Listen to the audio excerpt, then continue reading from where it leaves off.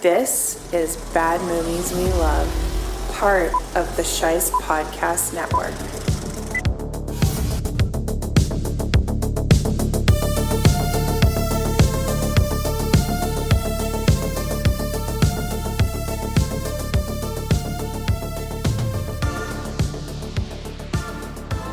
Greetings, bad movie lovers. We are gathered here once again today for another episode of Bad Movies We Love. As always, I am your host, Nick Scheist, and if you're listening to this, you are the Resistance. And I've got some good news for the Resistance. The first bonus episode is officially edited, finished, ready to be published. I just got to figure out how to get it up for members. That sounded awkward. But I'm working on getting that bonus episode file accessible to members on coffee.com/badmovieswelove. If you enjoy the show and you're feeling friendly, you can always go to your preferred podcast platform and subscribe to the show, give it a rating. That way I can find out what you think and get better, hopefully. In the meantime, you're stuck with me as is, so buckle up. But for this episode, I was joined by my friend Newman from the Movies for Dayz podcast. He's also a wonderful contributing member to the Scheist International Film Club, and we went back and forth a little bit about which movie we were going to choose. There was a lot of creature features on the list, and at the time he approached me, we were in the middle of Souptember, so when I saw that Return of the Swamp Thing was on the list, I had to seize the opportunity and take the plunge into the bog.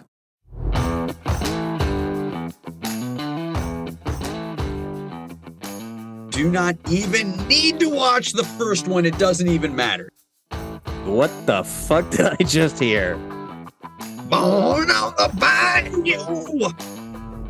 Why is there lightning coming out of those weapons that they're wielding?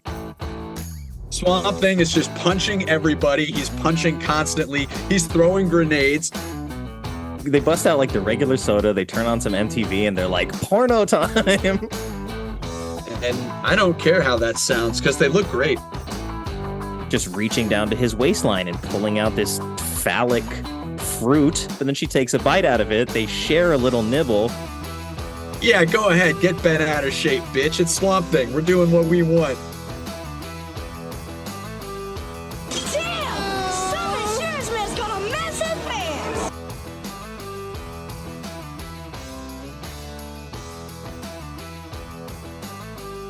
Newman, it's a pleasure, my friend. I'm glad that we were able to work something out. This is sort of a delayed Souptember special, which, I don't know, I released a Halloween episode like 9 minutes into November, so I don't do things in a super timely fashion around here, but I get to it when I can. Thank you for joining me, though, and we're here to talk about Return of Swamp Thing, or The Return of Swamp Thing, Return of the Swamp Thing. It's one of those for sure.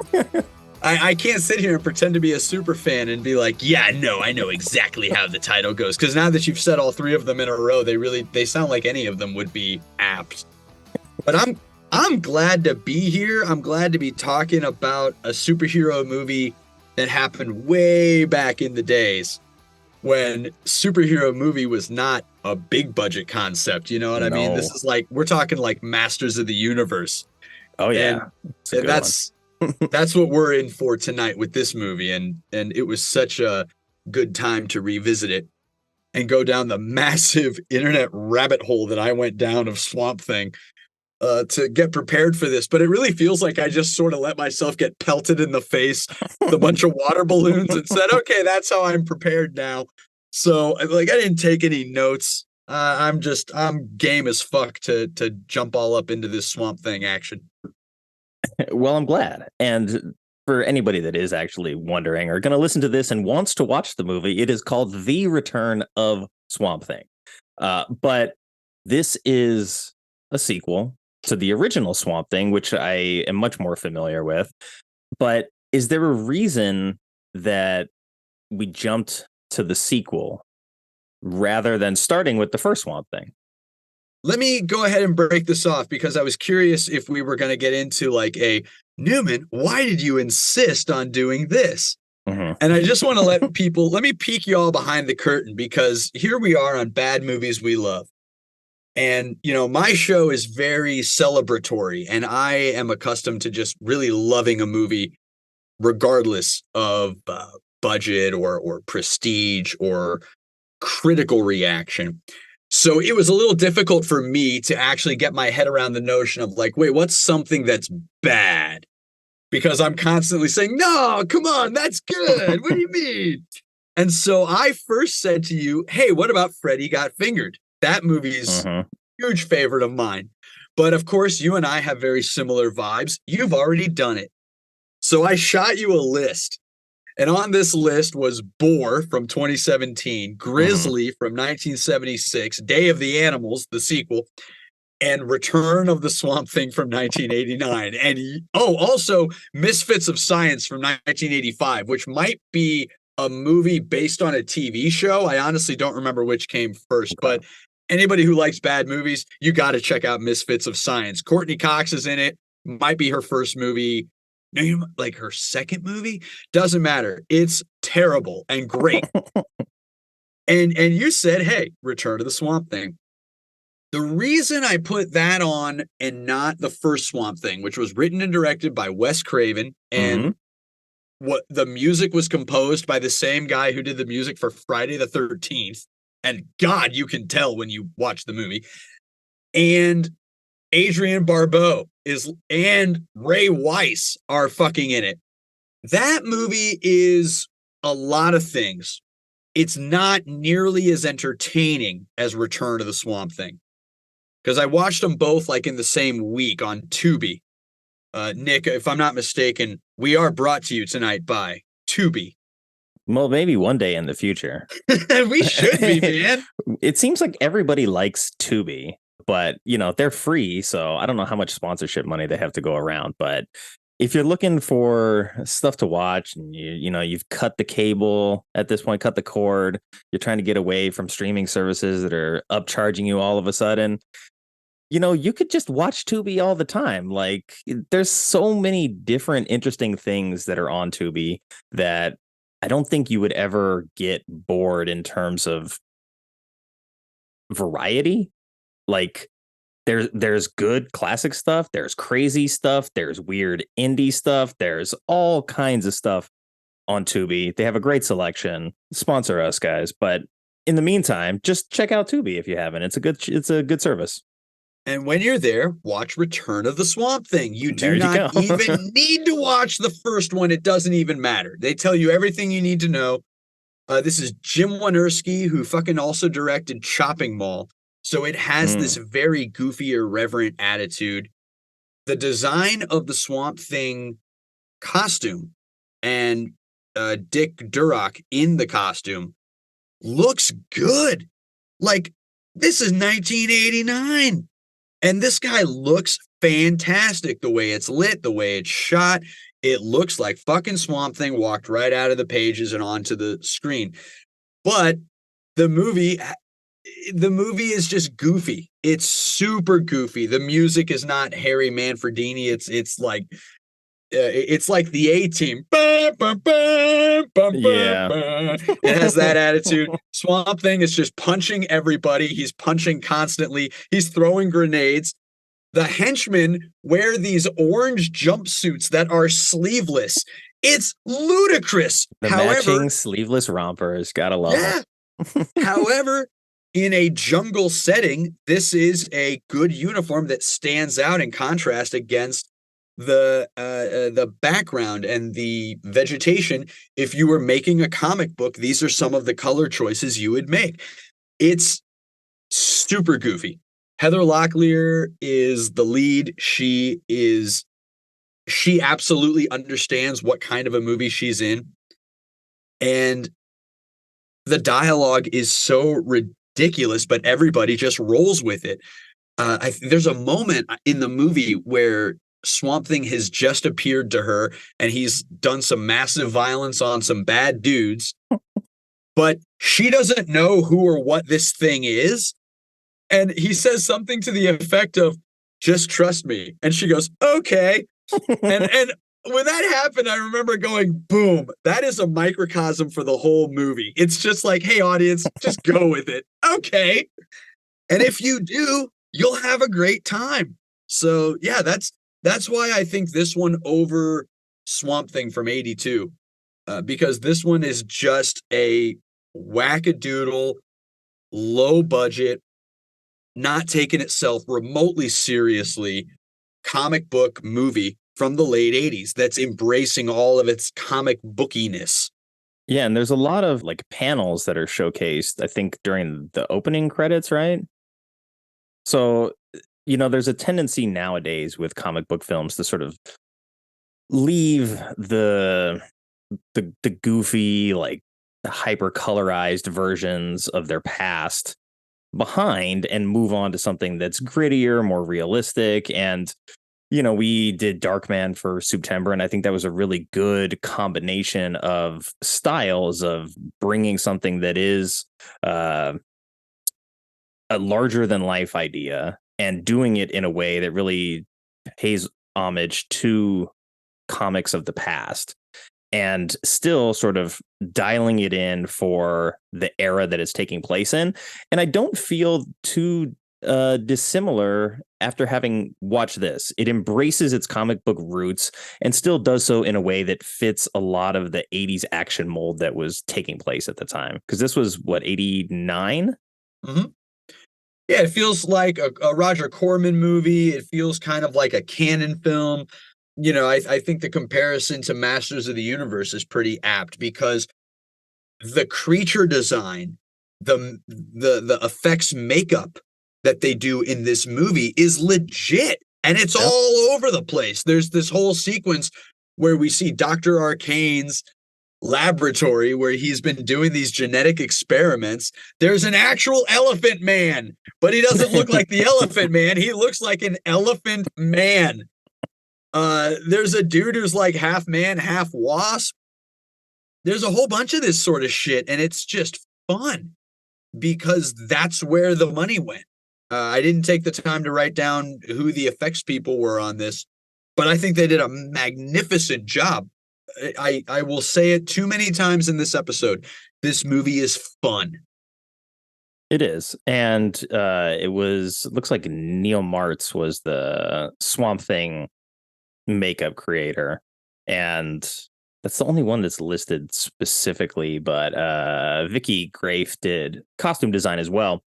And, we get this bog monster who he has to look a certain way. And, I had just done Ernest Scared Stupid, and we had sort of remarked about how well done the effects were, even though the tone of the movie doesn't necessarily line up with the quality of the makeup and effects work.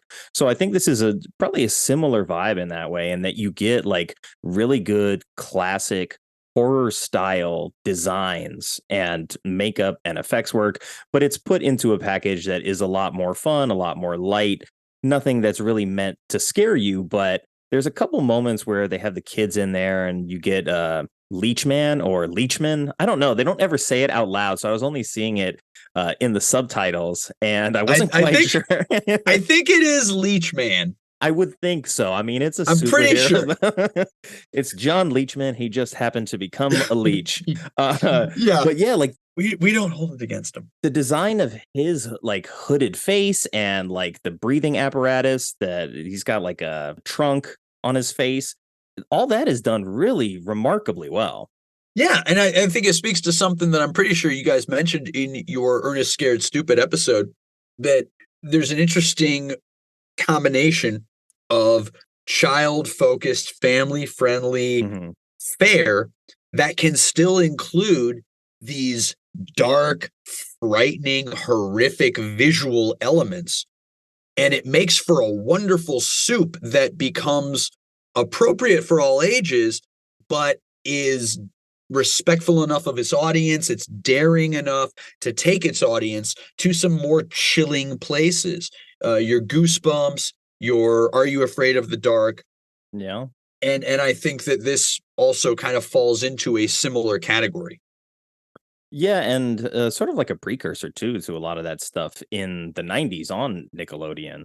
Uh, Sort of melding the influences that the horror business had in the industry at that point, and realizing that there is a younger audience that is very drawn to a lot of the material, but you have to tone it down to a certain degree.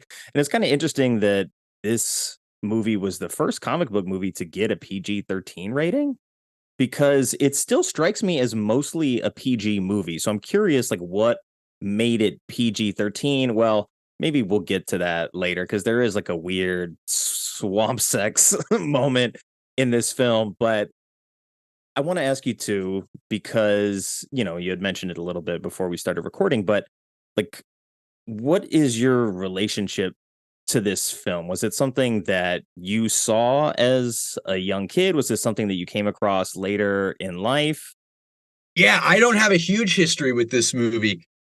I saw it for the first time maybe last year because both Swamp Thing from '82 and this one were streaming for free on Tubi. And I am a big Swamp Thing fan. And I had a weekend and I was like, fuck it. I've always been curious about this Wes Craven Swamp Thing. Let me take the dive. And I fucking jumped in and I watched it, and immediately Return of the Swamp Thing. Do you want to watch that? And I was like, yes, Tubi, I do. I didn't even know that existed. Let's do it. And so I jumped into that one almost immediately. And it struck me how much more comic booky it was, how much more confident it was, how much more fun it was, how wacky it was. It felt like a very irreverent, tongue-in-cheek take to the audience, to the camera almost, as if to say, yeah, go ahead, get bent out of shape, bitch. It's Swamp Thing. We're doing what we want. Come along and have fun, or be a stick in the mud and go fuck yourself. It's like, come on. And I love that. I just love that kind of thing. And I'm such a sucker for a good looking Swamp Thing. And this costume, especially for the budget and the time period, was very impressive to me. And so all of that together made me say, this was way more fun and way better than Return of the Swamp Thing from 1989 had any right to be. And so it's like that, combined with my love of the comics and the character, kind of elevates it to a place in my brain space that I think the movie doesn't deserve to be at with a normal human being. So yeah.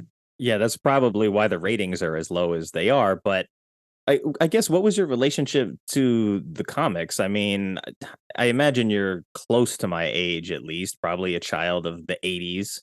So yes, I was born in '87. Okay. And so as I was coming up, there was a Swamp Thing cartoon. Mm-hmm. And folks, you can YouTube that shit if you want. The opening to the Swamp Thing cartoon literally uses a sound-alike from Wild Thing. So instead of Wild Thing, you make my heart sing, it's Swamp Thing. Oh my God, it's ridiculous. So he was kind of in the zeitgeist. I thought the character design was really cool. I was into, comics as a kid, and Batman and the like. And then as I got older and really started reading comics with more focus, I got turned on to Saga of the Swamp Thing, which was the Alan Moore run on the character from 1984 through 1987. But this is sort of the most renowned section of comics for the character because of everything Alan Moore did with the character. And I cannot recommend these comics enough to people. It's fascinating because, as you see in the movie, he's always referred to as Alec, because he was Alec Holland as a man, and then big explosion, swamp, chemicals and mutagens and shit. And the next thing you know, boom, it's Swamp Thing. But he still remembers being Alec Holland. He identifies as Alec Holland, who had this thing happen to him, and now he's Swamp Hulk. And people call him Alec, throughout the whole movie. Heather Locklear is calling him Alec. The big thing Alan Moore did with the character that I thought was fascinating right off the bat is Swamp Thing comes to terms with the fact that he is not Alec Holland. He was Alec Holland. He was killed, and his body fused with the consciousness within the swamp and within all the chemicals and the experiments they had been doing, and something new was birthed. And that new thing is Swamp Thing. And he remembers Alec Holland's life, and he spent a time thinking that he was still Alec Holland. But he comes to terms with the fact that that's actually not true. He's not that guy anymore. He's something different.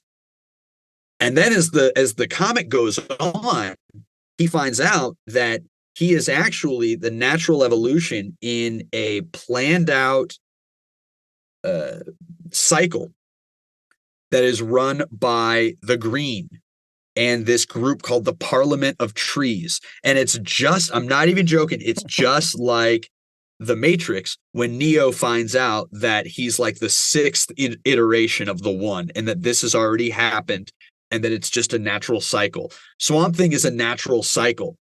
He's connected to all things living on the planet, particularly through plant life, and that is called the Green. And it's that hippy dippy thing about how everything alive is connected. And he is the avatar of the Green. For his time alive, he defends that. And there were avatars of the Green before him, and there will be avatars of the Green after him. And when he's done being the avatar of the Green, he'll descend down into the Parliament of Trees, which is like this old ass council who remember, like they collectively remember back to a time before the Earth was even Earth. Because that's like the retirement home for the avatar of the Green. Like all of this stuff, I apologize if I sound like a dude on a street corner with a sign, but like all of this stuff, it is not only so beautifully rendered, it's so artfully rendered in these comics. We have a comic book character who is a hero, and he's powerful as fuck. He's more powerful than Batman.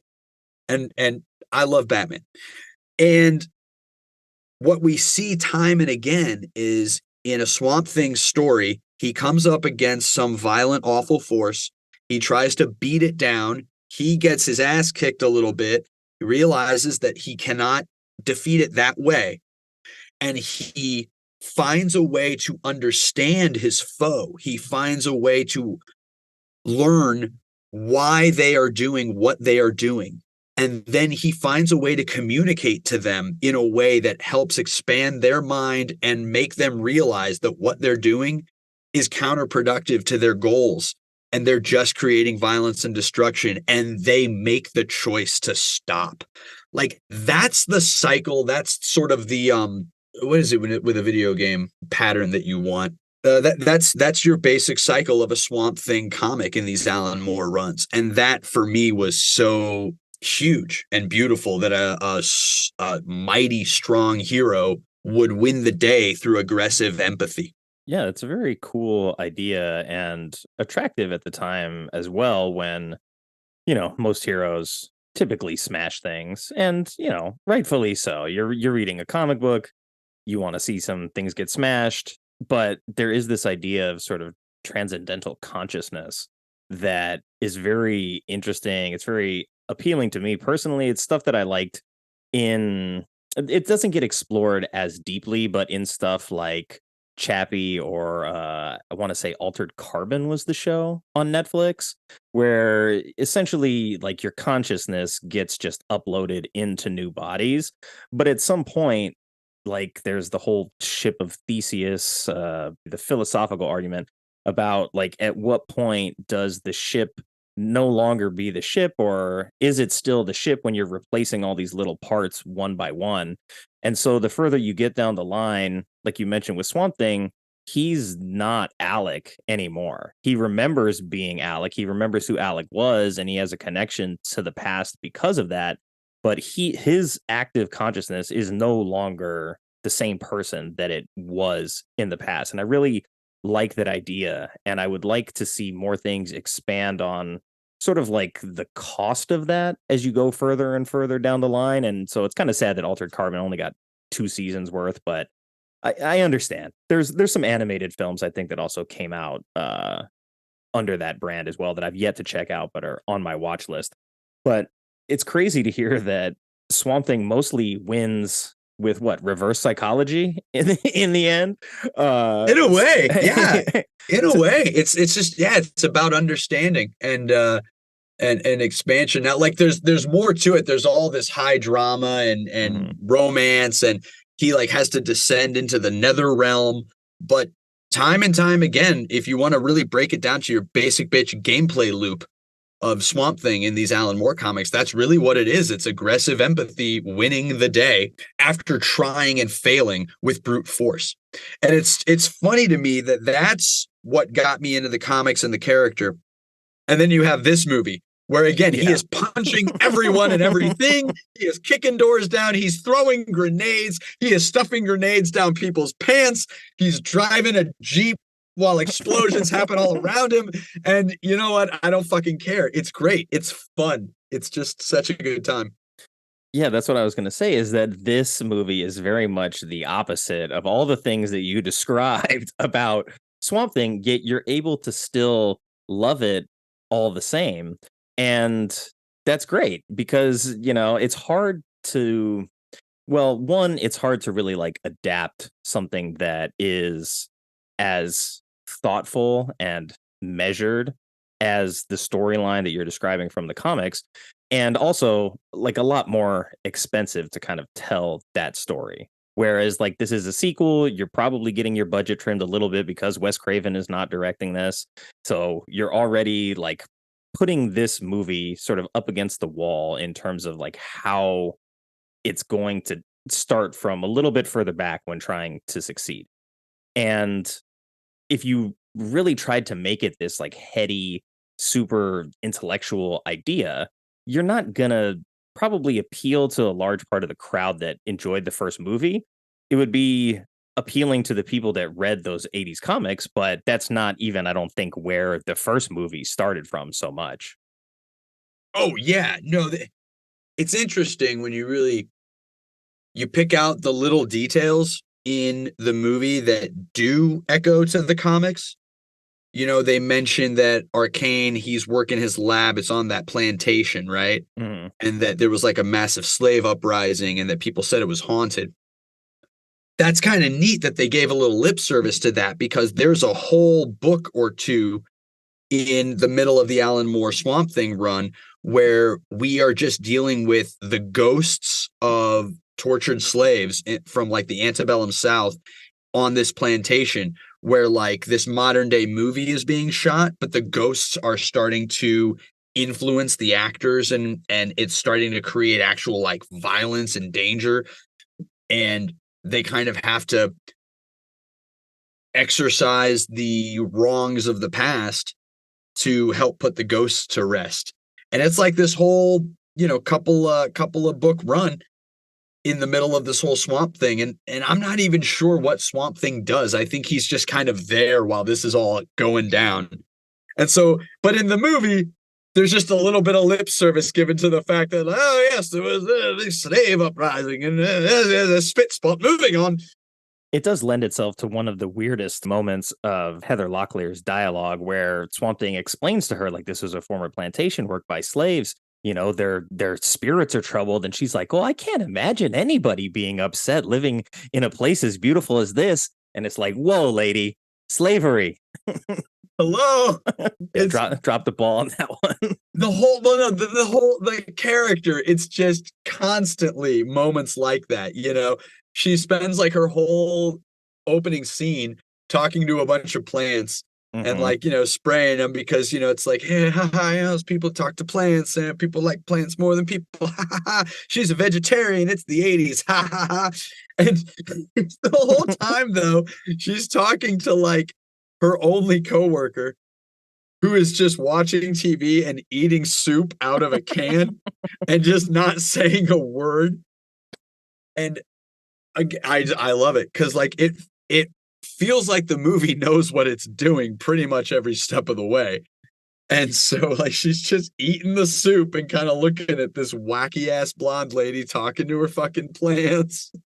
Yeah, I think we've all had those moments where it's like we know that like we have to indulge this person to a certain degree, and in defense of her coworker, how does she even know that she's being talked to? Because she's having conversations with the plants like all in one sort of stream of consciousness moment. So it's like, oh, there's what's her face? She's just talking to the plants again. I'm gonna continue to watch my daytime TV and eat this soup.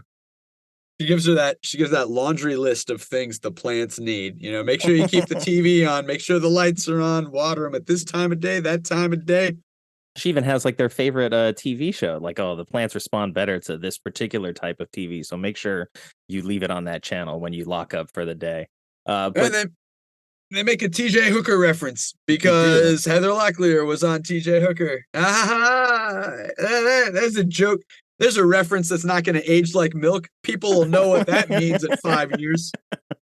yeah, there's a couple of those that they did for her specifically, but her whole character introduction, she bursts in, she's complaining about her therapist and her transcendental therapy like being a scam, and that she drove all the way to Malibu for it, and that they didn't validate her parking in Malibu. I'm like, wow, they're really like bending over backwards to be like LA is this kind of place. And I'm like, well, they're not wrong, but they definitely like made sure to get that in there very early in her character development. You would think the people who made this were low budget filmmakers in Hollywood. It's great though. I appreciated it as an Angelino, so I will say that they did a good job with it. But I think now's a good time. Let's take a look back at the trailer, because now that this movie is 34, 35 years old, we're going to have a very different take on it. And it's not a movie that I was aware of when it was being billed, so I've never even seen this trailer before. Before we get to the trailer, it's time for a quick word from our sponsor. It might be cooling down around the holiday season, but everyone has experienced swamp ass at one point or another, and we all know how much that sucks. Fortunately, you don't have to worry about that kind of embarrassment and discomfort anymore thanks to Mighty Moss Wet Wipes. Mighty Moss is all natural, completely vegan friendly, and made from 100% organic plant materials. The locally sourced pond cypress, black gum, red maple, wax myrtle, and buttonwood from the swamps of Louisiana are used to humidity, so they're super absorbent and have built-in cooling properties to stop swamp ass dead in its tracks.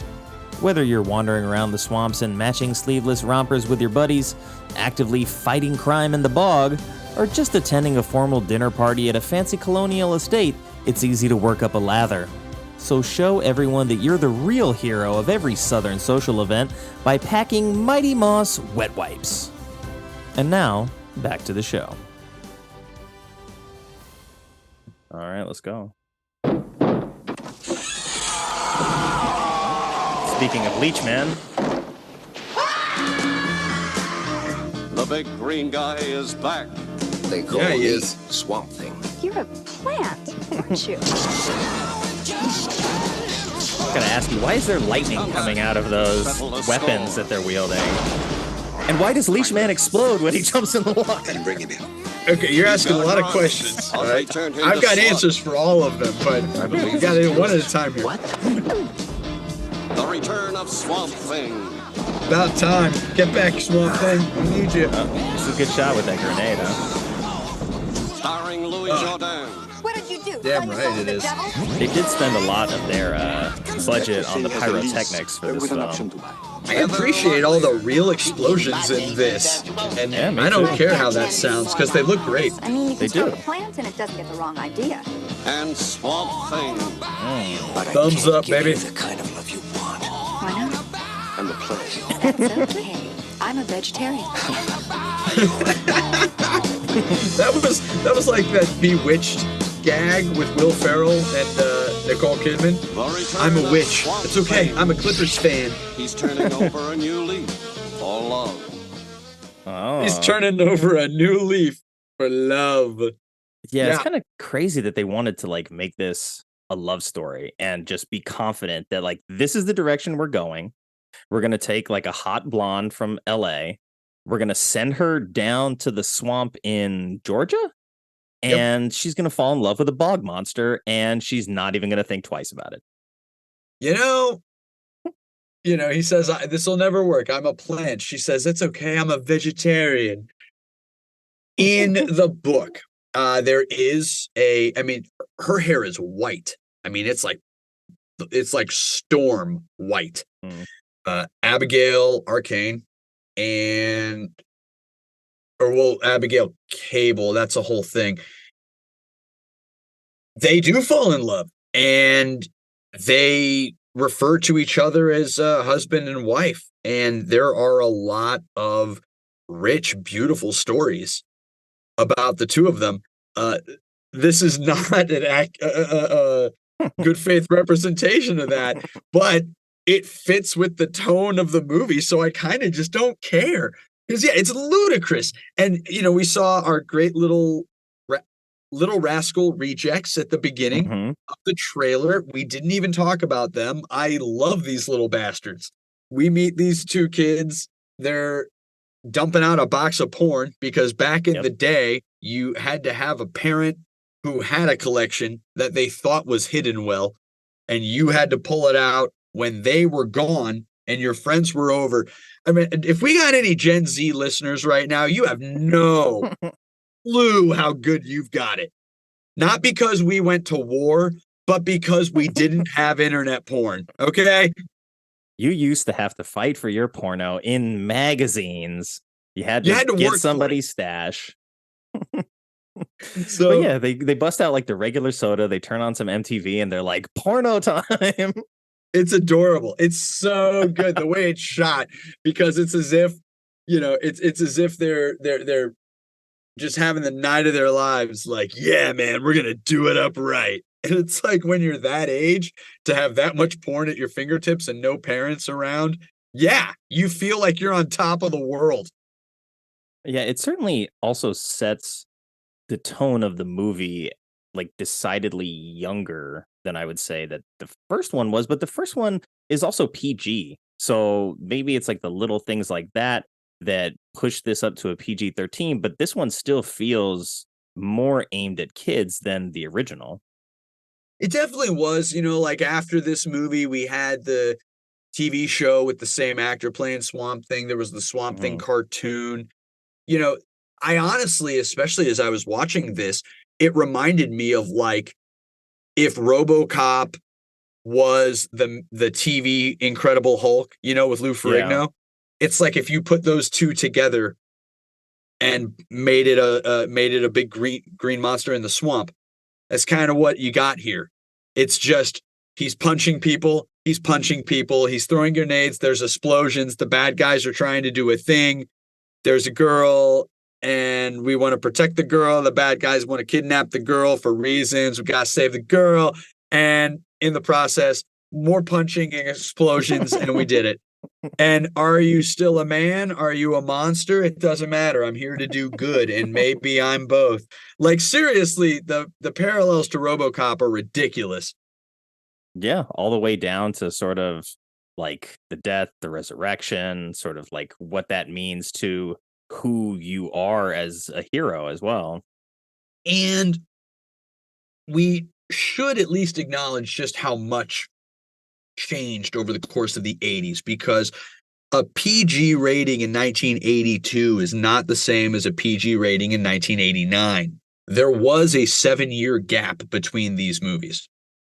And the opening credits alone are enough to give you an idea of the tone we're going with. You got freaking CCR giving us Born on the Bayou. And we're seeing all those gorgeous shots of the actual comics. And then, having the kids be regular characters that keep reoccurring. Now, I know we had a kid in the first one, but that was a little bit different. You know what I mean? That kid was almost like an adult in a kid package. You know what I mean? Yeah. And in this case, it seems to almost like toe the line of wanting to get into the sort of like Corey Feldman, Corey Haim kid universe type of stuff, the Goonies type of stuff. There's a lot of that stuff that was also popular during the 80s, where it seems like just you're broadening your horizons by including some kids that will provide some punchlines. They'll be involved in the story. I mean, they get an end credit scene, which I was trying to think, like, was there an end credit scene in any comic book movie before this? Not that there's a ton of comic book movies that came out before this, but very interesting to see that they sort of set that tone. And rather than do some kind of Easter egg for the future films or connect it to the TV show or the cartoon that's coming out, it's like, no, it's these two kids arguing about, what was it, the cost of developing the film? Something like that. Yeah, I can't remember. They were arguing about like how much they're going to sell the story for and what they're going to do with the money. Like, I'm going to get this car. No, I want this car. You get your own car and I'll get my car.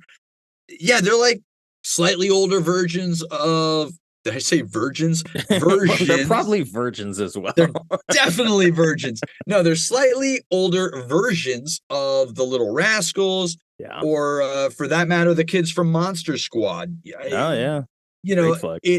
It cracks me up. These little fuckers keep showing up throughout this movie, especially, the one kid, with his wheezy kind of accent, and he's all worried about his dad.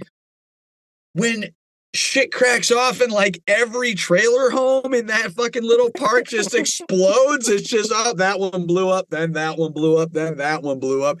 And it looks fantastic. Yeah, I was like, this swamp gas must be filled with like a lot of methane or something, because everything seems incredibly flammable in this area. Dangerous. It's a dangerous area. It's a rough place for kids to grow up. That's why the one of the pair, when you see him in that first scene, he's got that sleeveless shirt on. He's jacked. Yeah. That kid who like has all the porn. I was like, whoa, who is this kid? He's been hitting the gym. He needs to be going to Sunday school.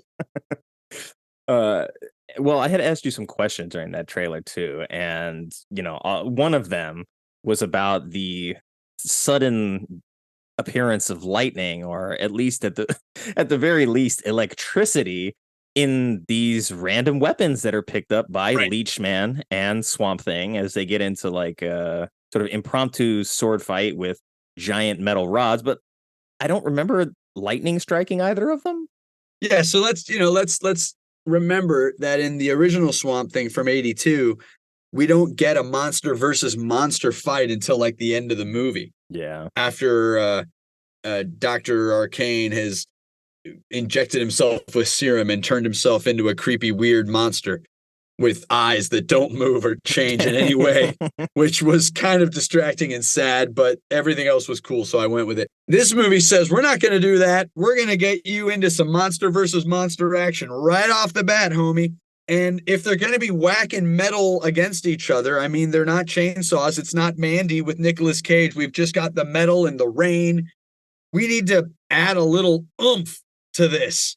So we've got our ridiculous add-on lightning animation effects that are just so fucking 80s. And it adds a lot of drama to the proceedings, and I love it. It looks great. It's ridiculous. It's silly. It helps add to the tone. It does. Let the audience know what they're in for. And it certainly helps as a reason for why the propane tank exploded when it was hit by this electrified metal rod. And then that's the catalyst for the whole neighborhood exploding. And Leechman also explodes at the end of this sequence. I mean, he takes like a propane explosion at point blank range. And I love that when they cut to the wide shot, there's like a dummy that's standing right there outside the trailer as it explodes. And so I'm like, okay, he just dies. But no, he's on fire after that. Then he runs to the swamp to extinguish himself. And as he hits the surface of the water, he explodes. Wouldn't you know it? Leechman, there's a chemical reaction when he meets with water. We didn't realize that. And sadly, we found out. I hope someone was there taking notes. Isn't there a book that they're trying to get their hands on the whole goddamn time, or is that the first movie? See, Nick, I watched way too much Swamp Thing in the last 24 hours, and now I don't remember what happened in what movie. In this one, they're not looking for a book. The villain, who is Louis Jordan. Jordan. Yeah, he's looking for a DNA sample from both Heather Locklear and Swamp Thing so that he can make the perfect like swamp baby. Well, he needs to save himself, right? Because he was dead at the end of the first one, Correct. but they brought him back through science mumbo jumbo. However, he's not permanently here. His body will start to deteriorate, and they for some reason her mom was like the perfect genetic specimen, but she's dead now. So they need her because she's the closest thing, and also Swamp Thing. I have to be honest, I wasn't paying 100% attention throughout the whole movie, but there were a few aspects of the plot where I was like, what? Whatever. Well, That's- since you're like a fan of the comics and stuff, I'm curious, like, is there a limitation on how Swamp Thing is envisioned in terms of his, we'll call them superpowers? I mean, he's obviously strong. We see that in this, he's very resistant to gunfire. I think he even gets grenaded at some point and becomes like soup, and then is able to reconstitute after that. This is another thing in this movie that does connect to the comic, which makes a guy like me go, oh, that's neat that they put that in there. He has to learn how to do this, but he does learn that he's able to put himself back together again after being blown apart like the fucking T-1000. Mm-hmm. He is also able, again, after he learns how to do this, Daniel-san must learn with Mr. Miyagi before he can fucking fight Cobra Kai matches. He also learns how to essentially teleport to the other side of the planet if he wants, or the other side of the state using the soil. He can like fucking zhup himself into the ground beneath and then grow back out where he wants to reconstitute. There's a comic where he gets killed and it's really scary and sad, and Abigail grieves for him, but then finds this tiny little green plant that is clearly Swamp Thing, and she puts it in a pot and she nurses it, and it slowly grows back to him.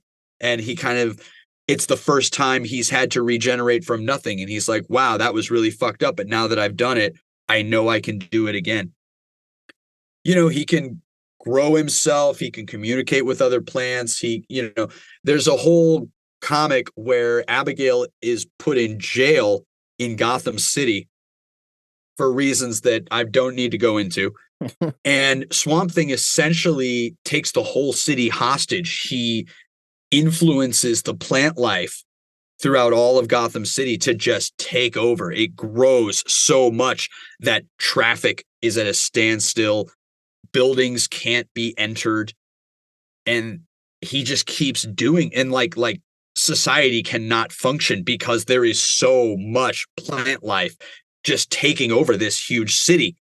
And they essentially have to let her out of jail and give her back to him and admit that they locked her up for stupid reasons.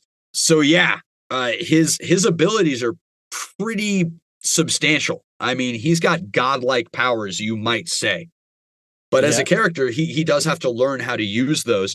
And I don't know if you're familiar with this guy or not, but a character that is instrumental in helping him learn the ways of the green is Constantine. Oh, wow. Who there's a lot of crossover. They're sort of like mismatched buddy cops in a handful of comics. Swamp Thing and Constantine. And for all of my UK friends, I know it's Constantine, but I'm American. Nick is American. If I said Constantine, he wouldn't know who I meant. But I know it's John Constantine. I know. It's funny you mentioned that too. I think there is an animated DC film where Constantine is the star and Swamp Thing has a sizable role in that movie. Yes. Like a couple years ago. Yes. I'm embarrassed. I've watched it several times and I can't think of the title right now. It's like called Dark Universe or some damn thing. Yeah, it's pretty close to that. But yeah, and the buddy copping, if you will, of those two it's always lovely. It's always fantastic. There's also a very romantic, dramatic storyline where John impregnates Abigail, making her think that he's Swamp Thing, and like that it's a way for them to have a human baby together. And it's all part of this bigger plot where it's like, look, there was no other way. There's a big cosmic doom coming down the pike. That's the thing with the Hellblazer series and Constantine. With his gameplay loop is he's always facing off against these frightening demons, and he always has to enlist the help of other humans who often end up getting killed in the process. And he knows they're gonna get killed in the process, but he sort of has to charm them into helping him and making them think they'll survive because it's the only way. And if they don't defeat this demon, the whole fucking planet is gonna get killed. Like, John's thing is that he's not only the survivor, he's the asshole who talked the sacrifice into sacrificing themselves. And he lives with that, with his blonde hair and his cigarettes and his constant sex with everybody. Fucking character. You gotta fill that void some way, John. You gotta do it with your cool coat. All right, I'm sorry. We gotta get back to Swamp Thing. Well, on the topic of Swamp Thing, you know, one of the panels that they showed in the beginning credits is, I think, of that Gotham takeover, and it's you see Swamp Thing sort of just swallowed Arkham Asylum at that point, and so you can barely make out that it says Arkham there. But I'm curious, like, as a reader of the comics, is Swamp Thing constantly busy? Because as I'm watching this, I'm like, there's a lot of crime for him to be dealing with in this swamp area. It's like, as soon as Leechman pops up, Swamp Thing's there. Leechman sighting again, Swamp Thing's there. Bad guys with guns, Swamp Thing's there. So is he constantly like just fighting crime in the bog? Or No. is he more like on loan to other cities to help with their issues? You know what? It's actually neither. He's generally in the swamp. He's generally in the bog. Occasionally, John will show up and be like, yo, there's a thing you've got to do over here. It's planetary next level shit, bro. You got to do it. Let's go. But other than that, he's in the swamps, not of Georgia, as I remember, but Louisiana. And yes, Louisiana. I'm sorry. Well, no, because I think it was filmed in Georgia. I think so.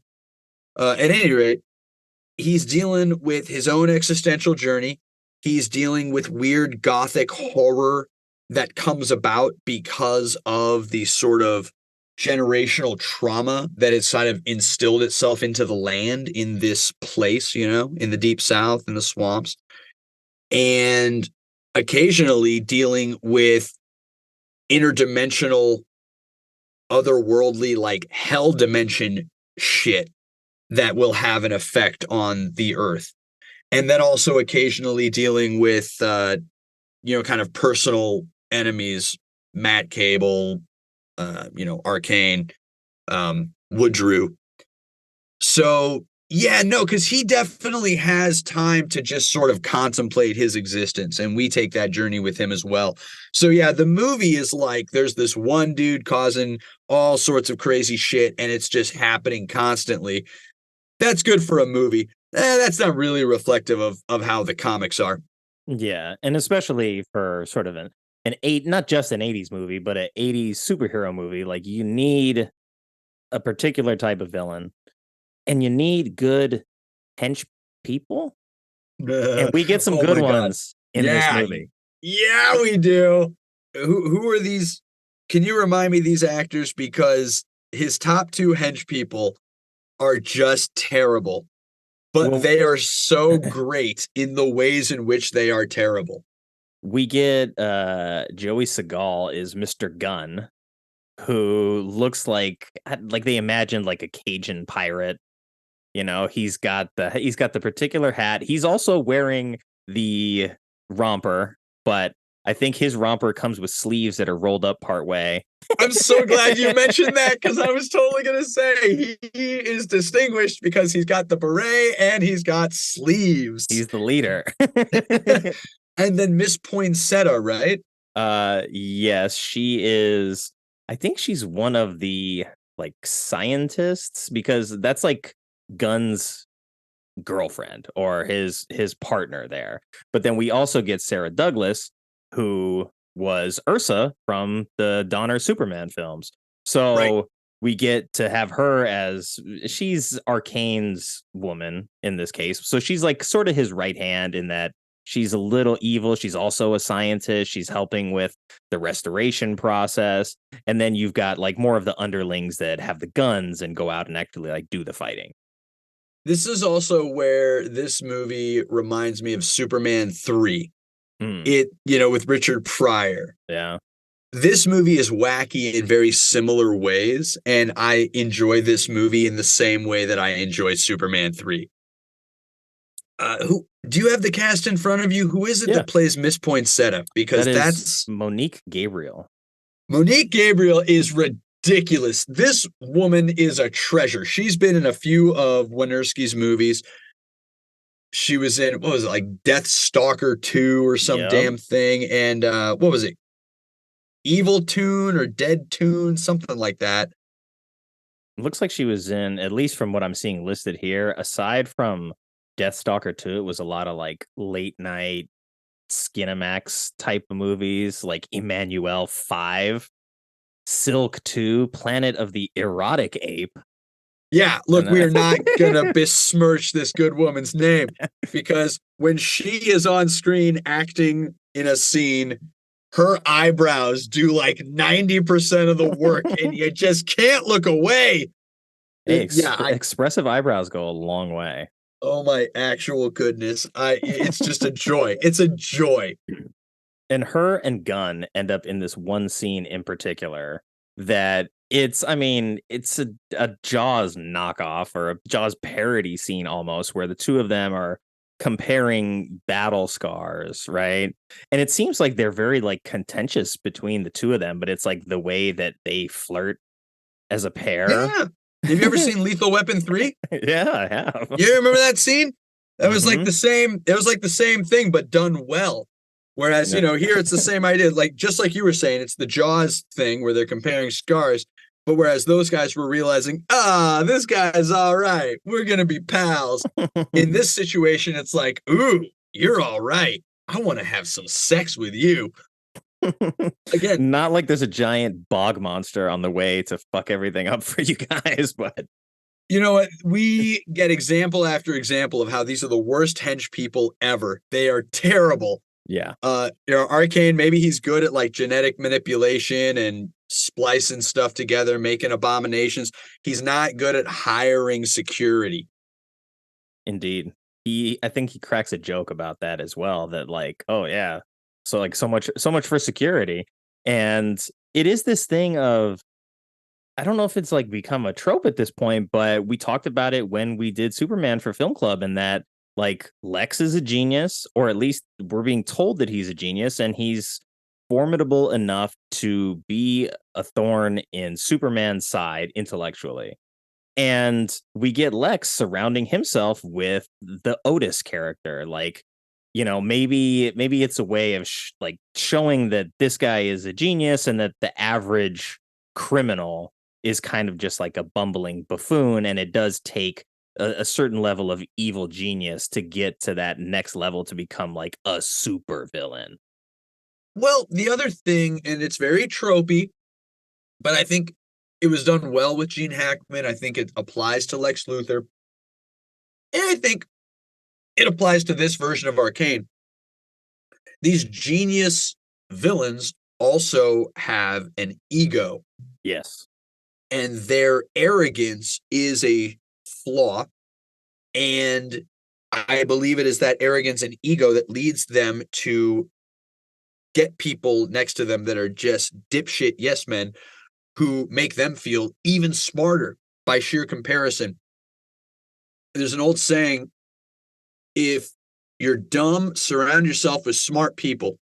If you're smart, surround yourself with smart people who disagree with you. But if you're too egotistical to surround yourself with smart people that disagree with you, you're just going to surround yourself with dipshits. and they're always going to agree, and they're never going to push you to consider your options. Oh my goodness, it brings me back to that great moment in the animated flick, Superman, Batman, Public Enemies, where Lex Luthor has the one person in his scope, Amanda Waller, the only one who's willing to say, motherfucker, you're being stupid right now. You need to think about this. And he, he plants an unwanted kiss on her and just dismisses her out of her hand, like, yeah, you know what you're talking about. So yeah, that is something that I think, you know, feeds into that. It's like, why is Arcane surrounded by these dipshits? Although, let's give it to Susan Douglas. Am I saying that right? Sarah Douglas. Oh, forgive me. She's a scientist in this. Sarah Douglas, she's a scientist, and she is looking out for herself, and she eventually fucking double crosses him because she knew he was going to double cross her. It's a quadruple cross. How very Klingon of them. Yeah, right? Yeah, and she also has some very expressive eyebrows as well. But I think the thing that you're pointing to in sort of like the villain archetype is narcissism more than anything, because it's like you really could have what you want if you were willing to, you know, entertain some ideas from some other people that might benefit you. You get a little bit of pushback. You maybe get people saying no to you here and there. And if what you want is to run your like swamp plantation and just have the goons go out there and do what you tell them to do, then, you know, this is what you get, but you also limit your potential to have what you want. And it is kind of like, you know, a catch-22 for these villains, where it's like the thing that really stands in their way half the time is themselves. So can I just launch us into a thing? Yeah, go for it. That's what you're here for. Well, we've mentioned already my love of the comics. We've mentioned already this interesting sex scene that is implied between Swamp Thing and Abigail. So here's the thing. That does actually come out of the comics when he broke a piece of fruit off of himself and gave it to her to, you know, eat and take a bite of. When that very first happened and I saw it for the first time, me on the couch went, oh my God, are they doing this? And then what followed was not really what happens in the comics. And I kind of went, oh, you know what? Okay, fine. I'll take it. In the comics, when that happens, you need to check this out. Like look up some Google images of Rite of Spring, Swamp Thing. She doesn't say, I want to be with you the way men and women are together. And he says, oh, I have a way to do that. She says, I wish I could see the world the way you do. Because Swamp Thing does have a perception of the world where he sees life in it far more complex and in-depth ways than a human person can. And so he grows a fruit off of himself and gives it to her. And she takes a bite. And what follows can only be described as an artistic acid trip. You have to turn the book to read it properly. Like the panels melt, the color warps. We see what she's seeing. And there is this existential exaltation of beauty and being able to fathom all the gorgeousness that is life pulsating in every single living thing, all connected together. Like, she is overcome by that in a very sensual, slightly sexual, but it's higher level than that. But it is very tactile. It's very feeling based way. And we, the reader, are taken there too because of all of the liberties that the art takes over the course of those pages before kind of balancing out, shaking out back to normal. Like I said before, it's an artistic acid trip. And they have this moment of kind of cuddling together as she's coming down.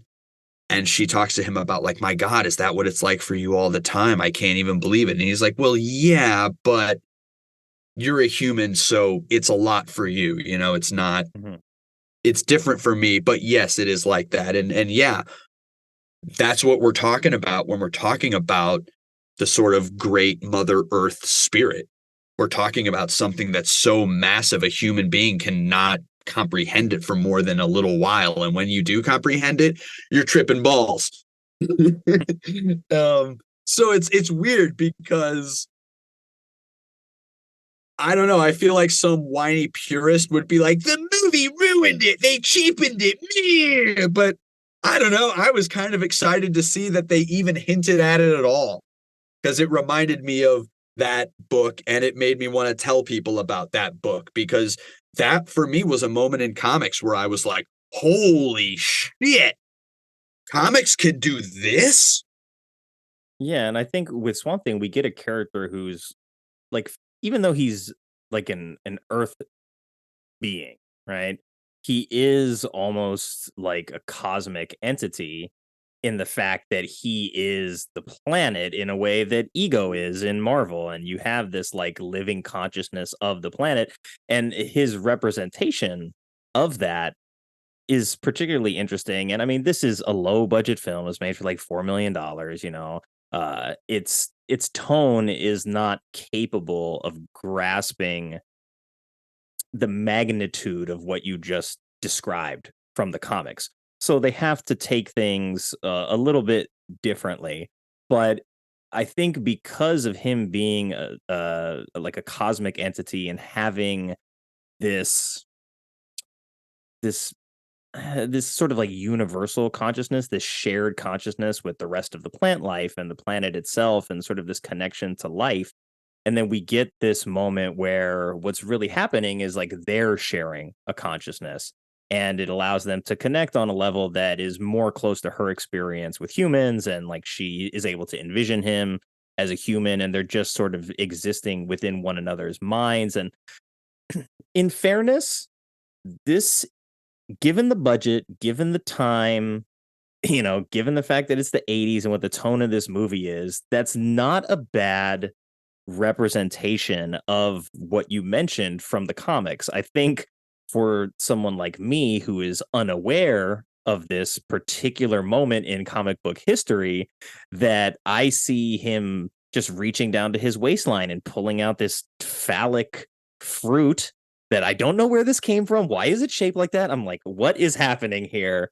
Is this really about to happen? Then she takes a bite out of it. They share a little nibble, and then they're tripping. And I'm like, okay, now I get it. But very interesting to sort of insert this into a movie that really doesn't do a whole lot of contemplation in terms of like the nature of consciousness and what it means to be connected to another person on this level. It is very much like a rock'em sock'em kind of action 80s movie for a lot of it. And it is a bold move to put that in there. And I think I appreciate it more now hearing you talk about like where its origin came from, because otherwise it's like, oh my God, is she really having sex with him? Or are they having mind sex, or what is happening here? And I think to take a step back and to sort of realize not just the scope of like what's happening for her, but what's happening for him too, because I'm sure as a character, like there was a point where he becomes this thing that isn't really Alec anymore, and his connection to humanity is severed. You know, this isn't a person who likely envisioned themselves ever being able to have even a remotely close relationship to what he's developing with this woman. So it's a big moment, I think, for both of them in that way. And, you know, in a different type of story where like you really had more time and more money and more character development to build it out, it might not be as jarring as it comes across in this. And then it's like, hey, it ends, and then there's like a kid screaming and he runs off to go save the kid. And it's like very abrupt, like, okay, we're done with this now. This is too much. We're moving on. Well, and they do that kind of cheesy 80s comedy shit with it all the time too. Like, so is there a Mrs. Swamp Thing? Right. Oh no, sorry, the place is so messy. So what do you always do? Order in? It's like, what are we, what? But the thing of it is that it's so consistent that at a certain point, and honestly, very early on, I'll be honest, I just give myself over to it. The movie knows what it's doing. This is probably a good spot to do some trivia because you seem like a good candidate for it as well. Time for trivia. Oh shit. Uh-oh. Put you on the Let's spot. Let's All get right. wild. Yeah, no, All I right. looked up a couple of things about a couple of things. All right. Well, you'll have a good chance. And this is really, it's all just here to give the listeners some context. All right. So, question number 1. Jim Wynorski was given 30 days to shoot the movie, but how many days did it actually take to film? 60. No, he actually did it in 27 days. Ah, That's crazy. You give him a month and he's like, all right, well, I'll come in under budget and we'll do 27 days and we'll get the swamp sex in there. That's how you keep working. You know what I mean? Yeah, for sure. Like that's being efficient and economical behind the camera is a very particular skill that is difficult. And a lot of movies are over budget on both time and money. So to be given a very small budget, to have to make it look good and to get the product that they got for the budget and the time that they were allowed to film, I think he did a remarkable job with what this ended up being. I have to agree because what I keep saying, the movie is fun. It's entertaining. It is, yeah. It's way more fun than I think what you said. It's got more fun, more energy, more joy in it than it probably has any right to be. And especially coming after like a very different original film. And this isn't something that got latched on and be like, hey, let's try and get Wes Craven back, which they probably did after the first one. But, you know, this is 7 years down the line. So there's enough breathing room between the original and the sequel to not necessarily feel the need to be like, let's try and do what we did the first time again and just like tweak a few things here and there. It's like, we're going in a different direction, literally. And we're going to tell a different kind of story with the same character in the same universe. And I like it. I like that more as sort of like a companion film to what the original was, rather than just like trying to only exist in a very, narrow sliver of light within the shadow of a pre-existing film. Yeah, I'd have to agree because the first one I feel like it's a little bit confused. I think it's not the best paced movie. I think it's a little repetitive. I think it's a little overly serious.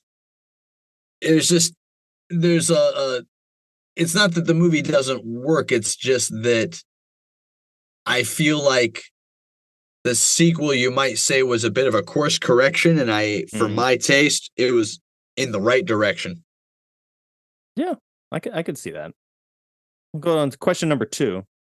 We've got the actor Ace Mask, which is an amazing name, first of all. But he plays Dr. Rochelle in this movie.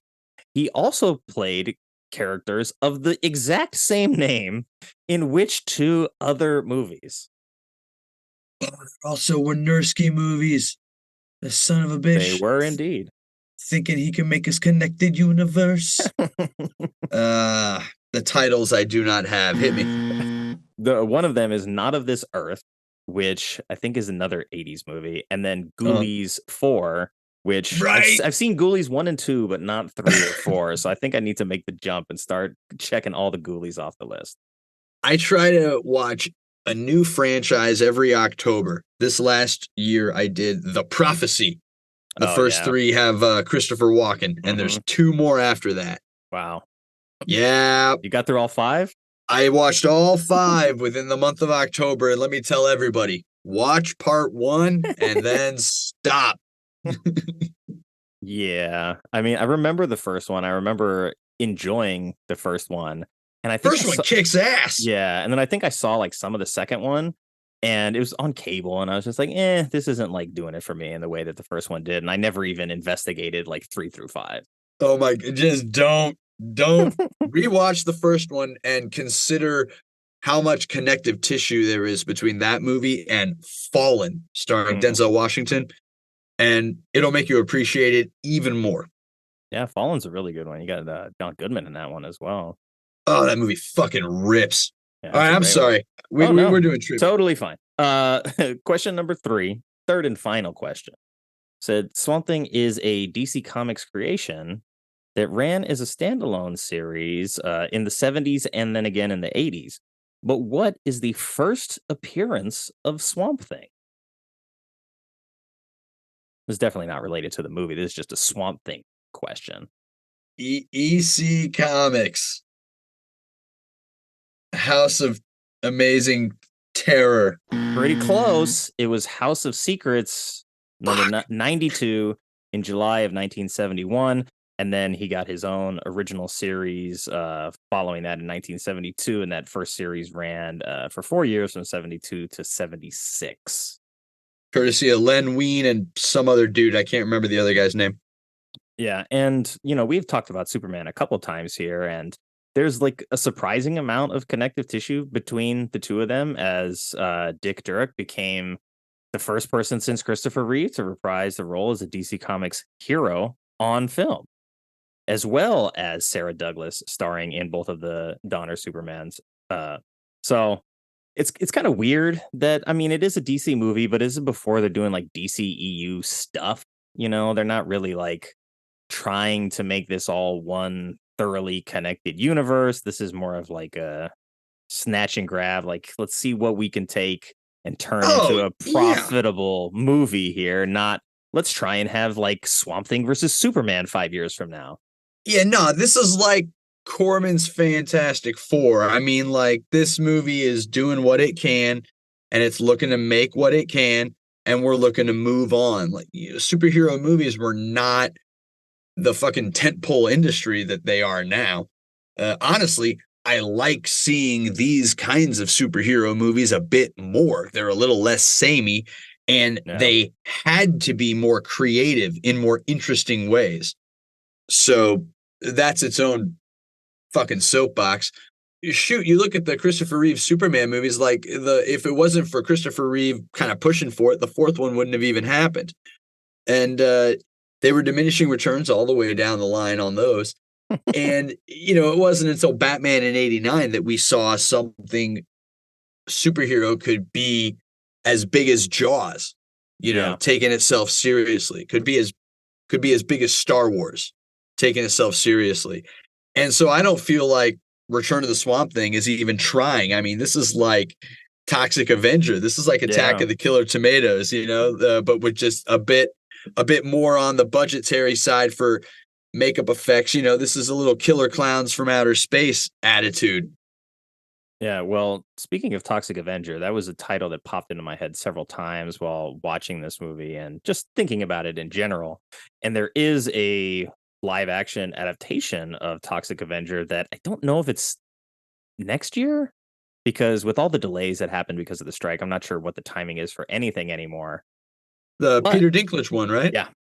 Yeah. I don't know if it's still slated for like this year, early next year. I don't even know at this point, but it also prompts the live action new adaptation of Swamp Thing that is in the works, directed by none other than James Mangold, who you were just talking about on your episode on 310 to Yuma.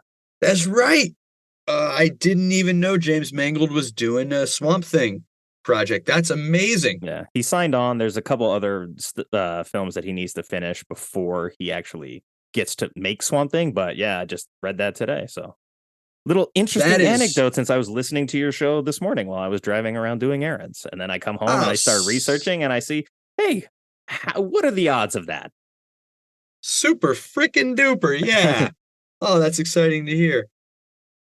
Man, do I love James Mangold. I need to do an episode on Copland, you know what I mean? Yeah. That guy's good.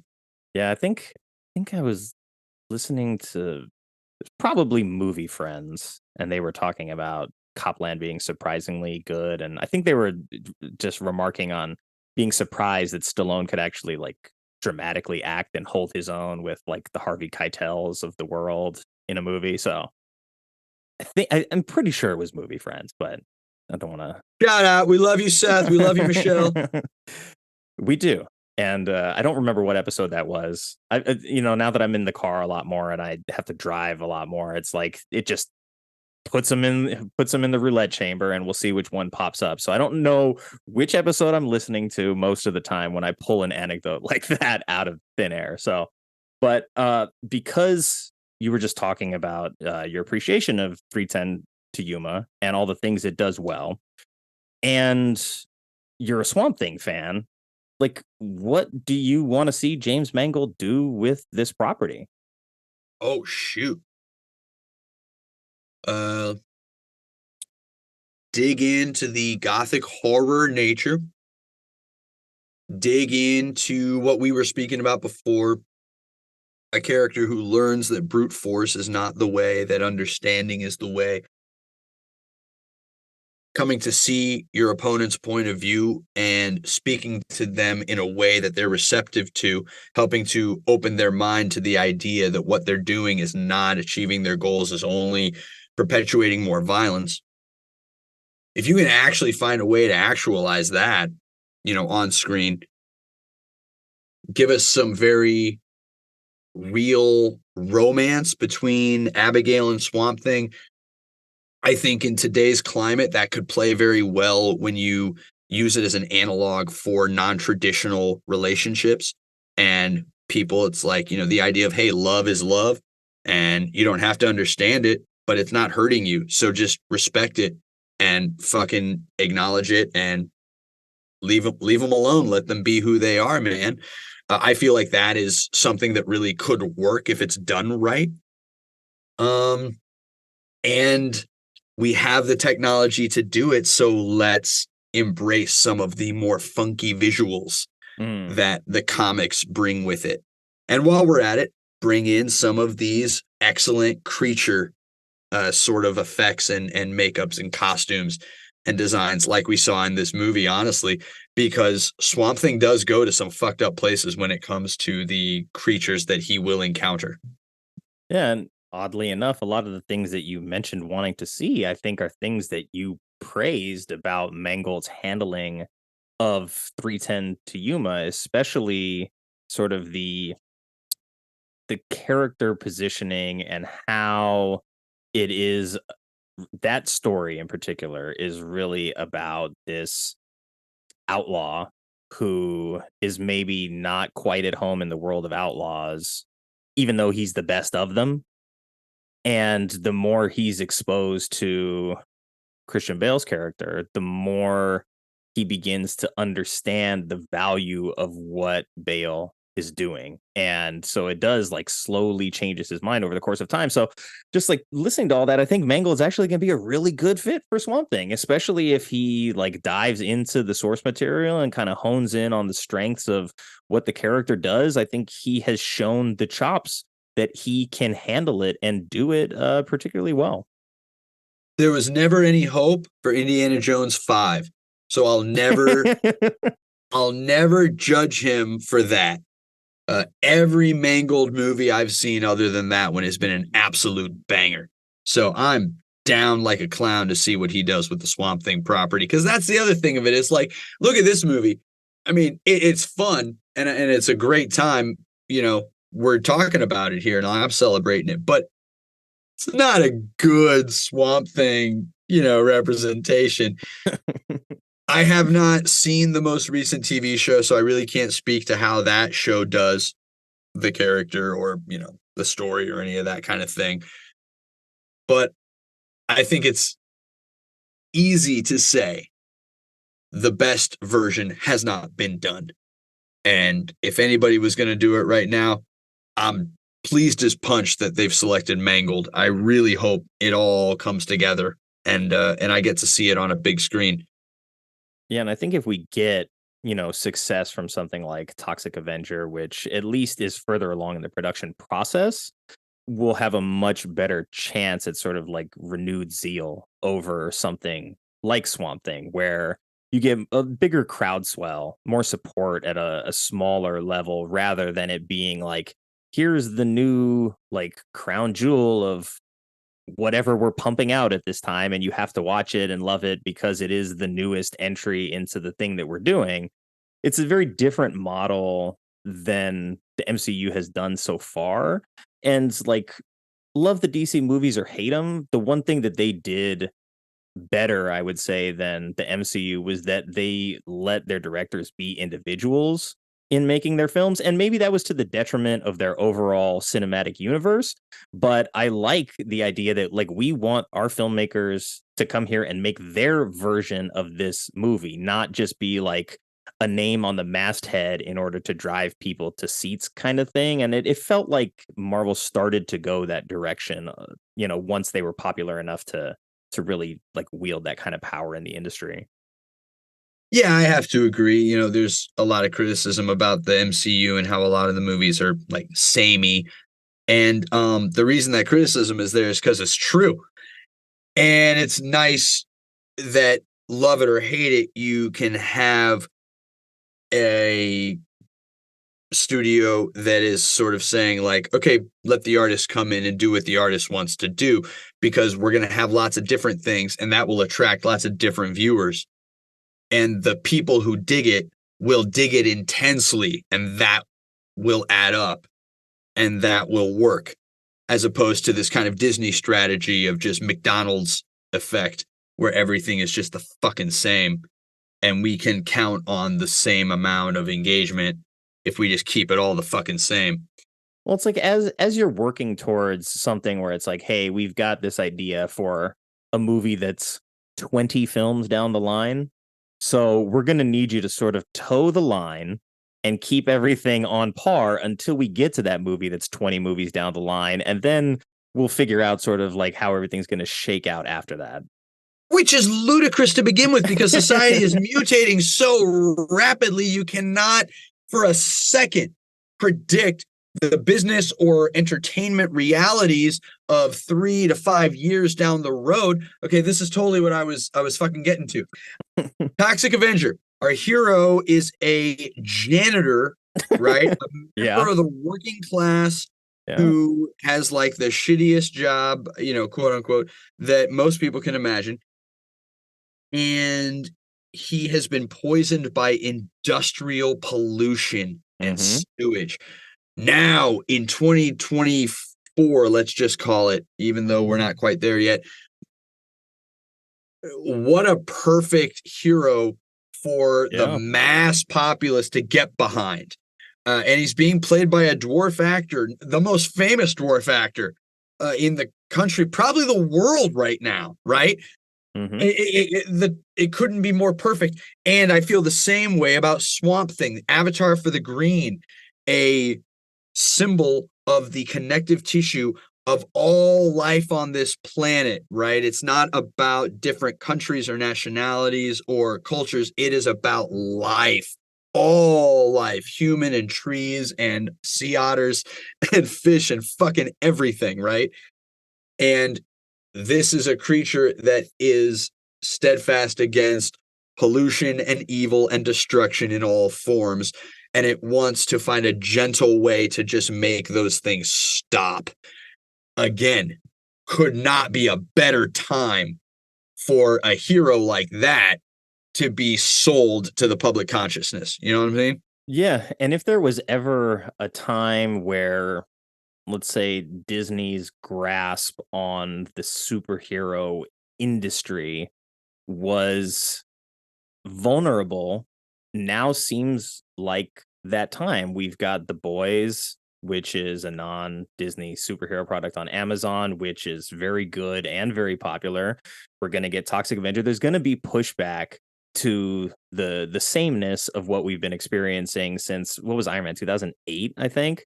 So it's like, look, those movies all have a certain benchmark of quality. I like the MCU. I'm not going to say that I don't like it. I've gone and I've seen, I think, all the movies at least. And I'm behind on the TV shows, but whatever.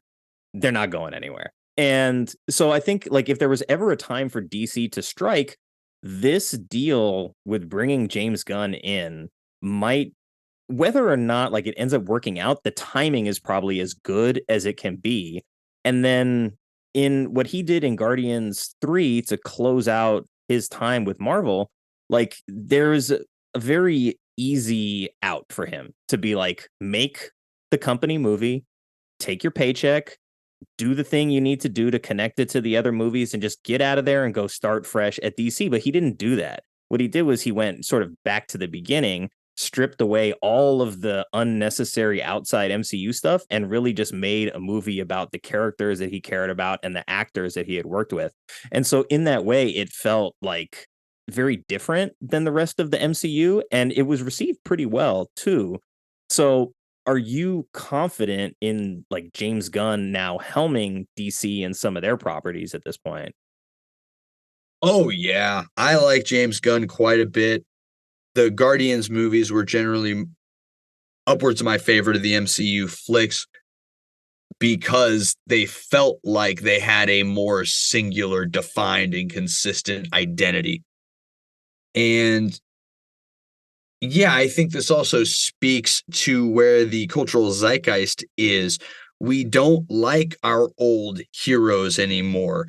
Luke Skywalker is a jackass failure, and we're sick of his shit, right? Tony Stark used to be the cool rebel, but that was in '08 when the cool rebel was the guy who was a smarmy business asshole until he caught conscience and then used his money and power to do cool rebel things. That was '08. We're over that. If you were a smarmy business douche, fuck you. You're not going to be part of the solution. We don't care. Get out of here, fucko. And so, like, even a dude called Captain America, we're going to sit there and go, well, where were you with the My Lai massacre, motherfucker? Like, that's just not where the cultural zeitgeist is anymore. And MCU kind of got it wrong. They kept going back to the same trough for too long, and they weren't paying attention to where the needle was really moving. And so, yeah, I feel like they're going to be playing catch up. Now, I don't know yet if DC is going to like hit the mark and going to be the new hotness. But I do know that generally people are sick of the sameness of the MCU. Like when Blue Beetle came out, a criticism people had was, it feels kind of like an MCU movie. Like, that's a negative criticism now. Yeah, and Blue Beetle I actually liked, and I felt like one of its biggest detriments was that it was wearing the DC brand from a DCEU that they know is dead at this point. So it's like, if you just release Blue Beetle, don't necessarily like talk how much it's part of DC, don't flash the logo all the time, and just let it be like a Guyver kind of action sci-fi movie, I think it does those things pretty well. And like, you get a nice diverse cast with, you know, George Lopez like leading the way on the comedy. So like, sure, it has to fit into a certain PG-13 type of superhero box that we're all very familiar with at this point, whether we want to be or not, and that maybe holds it back from its full potential.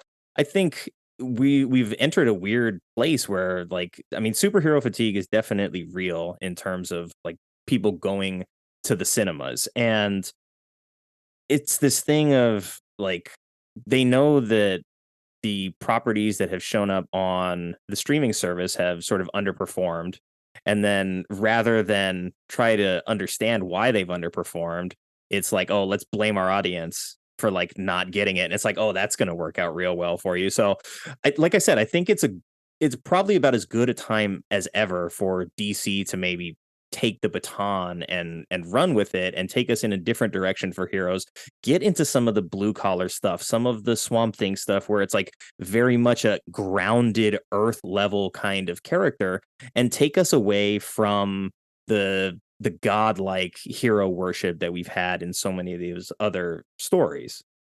Yeah, because, you know, in the books, again, the ones that I have read and loved, many of these stories are very personal.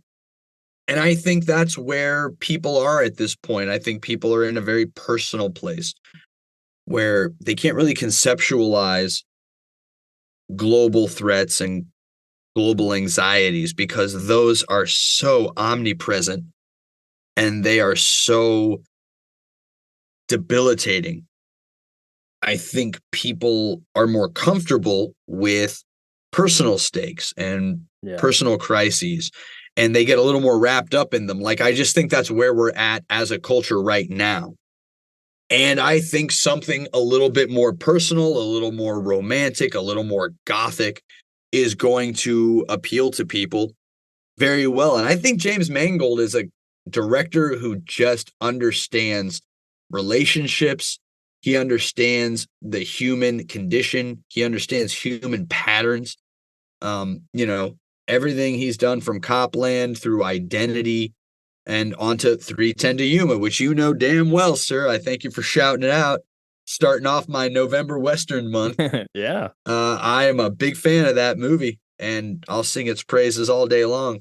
He also did Walk the Line and Logan and Logan is one of the best goddamn comic book movies ever made. It's barely a comic book movie, you know what I mean? yeah. But it's like So good. It manages. So that's why I'm fairly confident that like of all the people you could put at the helm of a Swamp Thing, Mangold has not just the directing chops to pull it off, but the experience in telling stories that seem to come from a place of sort of like philosophy.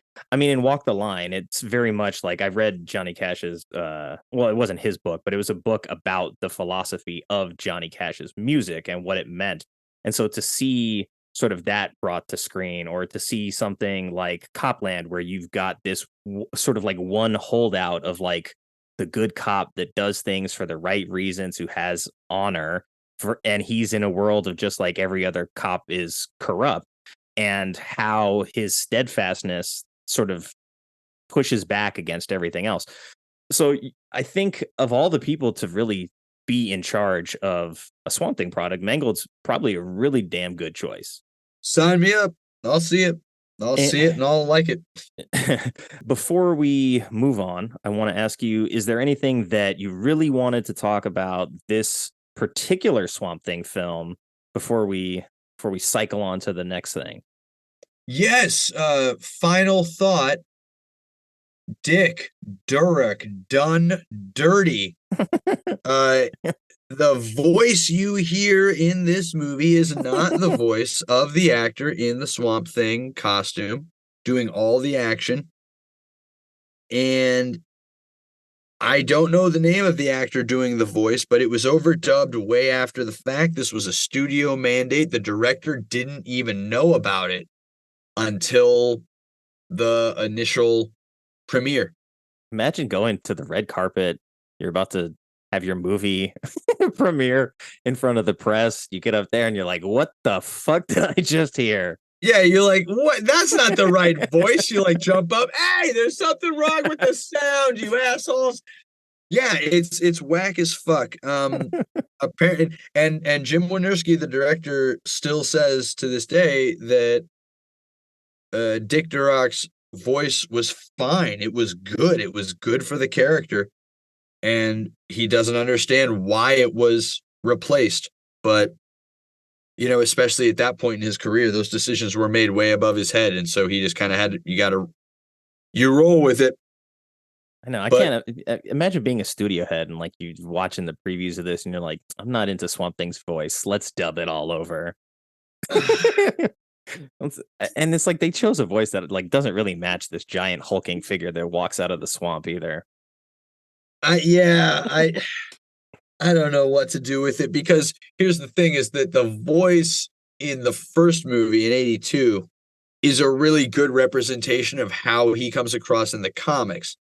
In the comics, his speech bubbles always have their own color, and there's always these huge ellipses in between his sentences. He's like an Ent from Lord of the Rings. Mm-hmm. It takes him a long time to get through a big sentence. It just is what it is. That's how he communicates. I mean, think about it. Trees grow very slowly. Yeah. And so a fucking, plant man also communicates very slowly. It takes a little goddamn patience. And in the Wes Craven movie, that is how he talks. He kind of has those long sentences where there's pauses in between a lot of the words. In this movie, Return to the Swamp Thing, nah, we're not doing that. He's just a guy. He thumbs up. Hey, I'm Swampy. He does a little thumbs up, And you know what? I don't know. Fuck me. It's like, yeah, he can't be delivering one-liners if he has to take like a prolonged breath in between the end of the joke and the punchline. Yeah, I mean, you're right. It's so true. It's like I'm over here going like, I don't know what I want. But that's the thing. I feel like I'm the least judgmental comic book fan on the planet. Maybe I'm not a real comic book fan because I'm not a judgmental prick. I don't know. I wouldn't go that far because, I know people that are like very much purists, like people that were mad that Christian Bale's character in the most recent Thor movie didn't have like the particular look of Gore the God Butcher from the comics. And it's like, well, yeah, because you're paying for Christian Bale. So you don't want to like cover him in prostheses. Like you want Christian Bale. And so like to me, it makes total sense. I know somebody else, a friend of mine, was like very upset that the portrayal of the lizard in, I think it was Amazing Spider-Man, the Garfield one. I forgot if it was the first or second. I think it's the first one, but that he didn't like, he wasn't a snouted lizard, that he didn't like look lizardy enough. I'm like, look, man, if that's your gripe that's going to like hold you back from like watching this movie or enjoying it, like you were just looking for an excuse to not like it, I think, because it's like he still looks like a freaking creature and that's all you really need to know. Hit the nail on the head with that one, right? They're looking for something to be pissy about, Yeah. Oh boy. All right. Well, on that note, speaking of people being pissy, let's go to Critics Corner. Ayo! Now we get to hear what all of these angry critics said about Swamp Thing #2 way back in 1989. It has a Metascore of 39 overall. 39, you say? It's not the lowest I've done on this show. What is I'm not good at investigating these things. What is a Metascore reflective of? Because I've got a better understanding of Rotten Tomatoes and how the aggregate works with their shit, but what is a Metascore actually reflective of? Okay, so Metascore is like Rotten Tomatoes, you get a 90%. That's 90% of critics have given it a positive review. But most critics use some sort of scale. So my understanding is that anything above the median on their scale, say that's a 3 out of 4 stars, a 6 out of 10, whatever, that makes it positive. But the overall number reflected of like quality would not be a 9 out of 10 on a 90% at Rotten Tomatoes. Metascore is just literally like an aggregate of scores. So it works pretty well with video games as well, which I've used it many times. So like, the 39 would say that the average critic score for this movie is a 3.9 out of 10. Because here's the thing, and I think you've come to know my taste a little bit as we've chatted through the film club and all. I put a lot of my opinion on what I feel the goals and the aims of the film are. Yes. You can't compare Return of the Swamp Thing to The King's Speech. They're different movies trying to do different things. And I think you have to at least a little bit consider the budget, because this movie didn't have gobs of money to deal with. They had to spend it in very strategic ways. So when you consider all of those, and I consider what an entertaining, fun time this is, it's silly to me that anybody would have a really negative rating of the movie. It feels like if you're going to be negative about this movie, you have kind of unfair expectations about what you want from Return of the Swamp Thing. Yeah. And I've talked to Sean about this multiple times about sort of like the power that expectations have over us. And my sister's husband had posted something where he's like, if you never expect anything, you won't be disappointed. And, so I try to apply that to movies. Of course, there are some expectations. There's some movies I get more excited for than others because, we're film fans. There's definitely stuff where it piques our interest and I want to make sure that I go see this in theaters as soon as possible. Like I just bought my preview tickets for Godzilla -1 last night I got a notification that it came through, and I'm like, oh crap, it's playing a few days early. It's on a Wednesday. There's only one screening, like in the middle of the like early evening. I'm like, fuck it, I'm going. I don't care. Oh, that's gonna be a time. Yeah, but I think to your point, and I hope I can get out and see that on the big screen. That movie looks great. Yeah, I mean, I'm glad it's getting the kind of rollout here that Shin Godzilla didn't. Like, Shin Godzilla was like a special event that they released like months after it had released in Japan. So I like that the appetite for a Japanese Godzilla film is big enough to actually like, hey, we're going to show this to you in IMAX in America. Like, that's a pretty big deal for a Godzilla film and a franchise that was sort of like relegated to like the goofy corners of the VHS world for many years, which is, you know, I can't complain. That's how I came across it and became a huge lover of the product. But what I was going to say is that, like, to your point, the way I sort of approach films is, what is the idea? Like, what is the concept and how is it executed? And that's sort of like my real barometer for how I gauge a film. And it's like, I'm not like, oh, okay, well, I'm going to docket points here and there. It's just, no, what is the movie trying to do and how well does it accomplish what it's trying to do? And I think the more movies you can meet on that level, the more you will find enjoyment in the long run. Yeah, and I have sort of been fighting my own left brain tendencies my entire life. I'm kind of a hippy dippy pothead kind of a movie fan. And nothing wrong with that. Nothing wrong with that. As analytical as my knee-jerk reaction is always to be, I've always really resisted the notion of rating a movie on some kind of scale. You know, when a person says, oh, I docked it half a point for this, or I docked it a point for that, or I you know, if you know, you've heard my show, I don't do ratings or scales. Movies, to me, it's a very subjective art form. And my experience with it is fairly subjective, and it's fun to talk about the experience of watching a movie, what it made me feel, how it made me think. And it's not that I don't understand people's need to quantify things and make it, oh, this is a 4 out of 5, or this is a 3.5 out of 5. If you're doing a 0.5 out of 5, then it's out of 10, for fuck's sake. People, you're in denial. Get it together. Anyway, let's get a shared universal 10-point rating system for the ratings lovers out there. Yeah, let's make it happen. So yeah, like it's like, I don't know, it's a 39 on Metacritic. Yeah, good for them. Well, speaking of which, we start with a 20. So we start at the lowest end of the totem pole. And that is a 20 from William Thomas of Empire, who says the world can only hope the Swamp Thing's abode is now bulldozered and turned into a shopping mall. Like, that's like the most evil thing you could say about a Swamp Thing movie. Like, not only did I hate this movie, like, I want salted earth at this point. Yeah, this guy is the villain in Swamp Thing 3. There you go. He's trying to build a shopping mall over the swamp, and he's dealing with and there's going to be like a group of teens who are like, oh man, the community center's going to get bulldozed. It's right down by the swamp. There's all this great wildlife down by the swamp. This big business doesn't even care. That's right, William Thomas. You just wrote yourself into the villain role for Swamp Thing 3. Nick and I are going to pen the script. That's right. You are the villain. Yeah, William Thomas, those are 2 first names. That's pretty villainous a lot of the time. So I understand.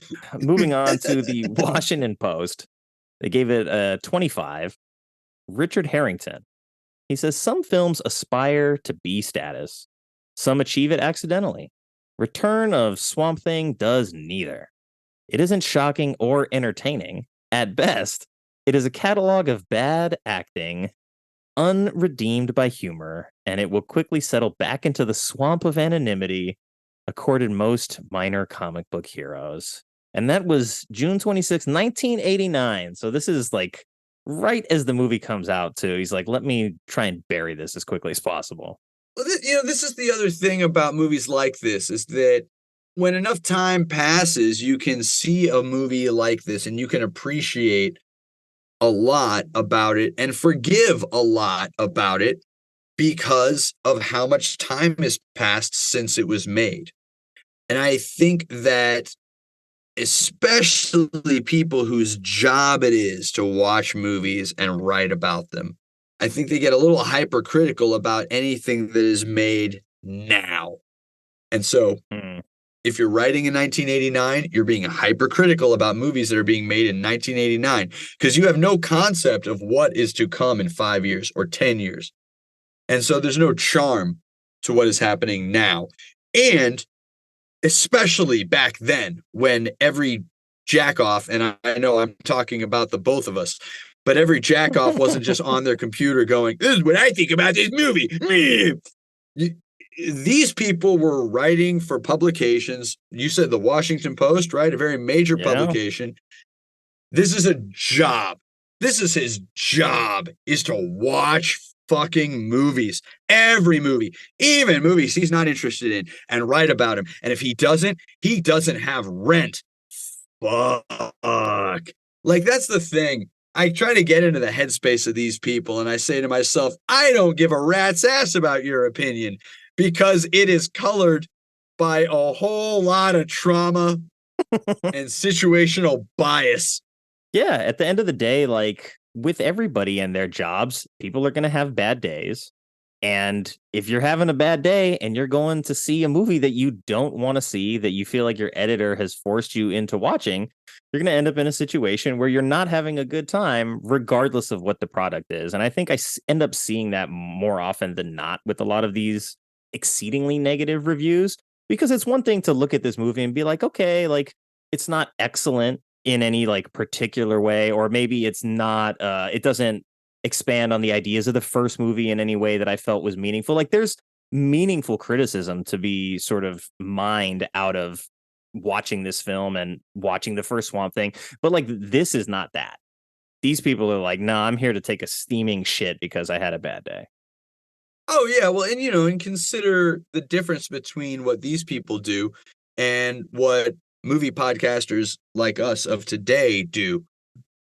We take the time to like research into everything we can find out about the movie, when it was made, the reaction at the time, the opinions of the people who made it at the time versus their opinions about it now.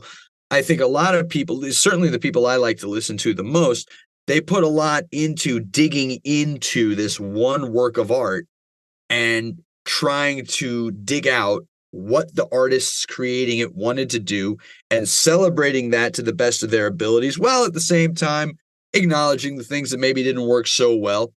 That's not at all what, publication fucking film criticism is. It's, again, like I was saying a minute ago, it's my job. And I just got to fucking get this out. And this is all I do every fucking day is watch movies. And this movie, fuck this movie. It was exactly what I decided it was before I started it. After I looked at the title. And you and I mean, we also have like full creative control over what we're doing. So we get to decide like what we're going to talk about, how we're going to talk about it, what we want to talk about. And we do it for 90 minutes, 2 hours, like an extended period of time where this poor guy, Richard Harrington, his boss is like, give me 500 words on Swamp Thing by the end of the night. And so he just didn't have a good day. I can't help it. Every time I imagine a guy with a big cigar. You're giving me 500 words on Return to the Swamp Thing by the end of the night. Or it's your ass. Yeah, maybe not that aggressive, but pretty close. But yeah, like, you have a very small column to work with. Like, you have to fit into the actual physical limitations of the print that you're working with. So you're typically given like a pretty narrow guideline, and you have to get it done so that it can be printed for the following morning's paper. So you really don't have a lot of time to spend with this either. Whereas like you and I can take as much or as little time as we want to work on a film that we want to talk about. So it's a way different approach. So I'll cut him some slack, but yeah, there's no reason to, just hate for the sake of hating it. As Hunter S. Thompson used to say, well, I'm on deadline. Yeah. Deadlines are real.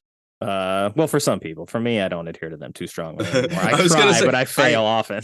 When you were speaking before about not starting your theme month on time, it really spoke to me because last year I tried to do Western month for November, and I kicked it off at a good time this year.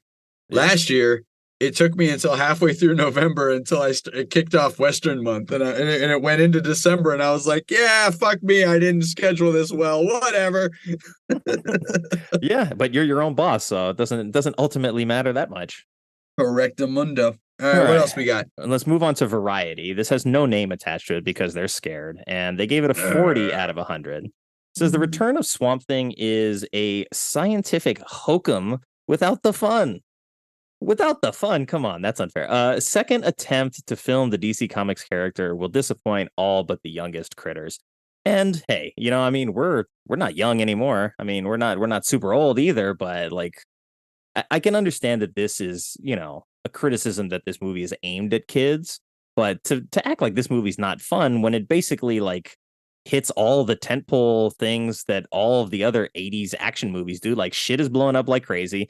You got a bunch of like henchmen who don't know how to shoot in a straight line, who are wielding like automatic weapons. You got giant monsters fighting. You got lightning. You got one-liners. You got like the good-looking blonde love interest. It hits all of those things that every other 80s action movie does. I'm telling you, if you want to compare this to something, it needs to be like the Roger Corman Fantastic Four or something like that.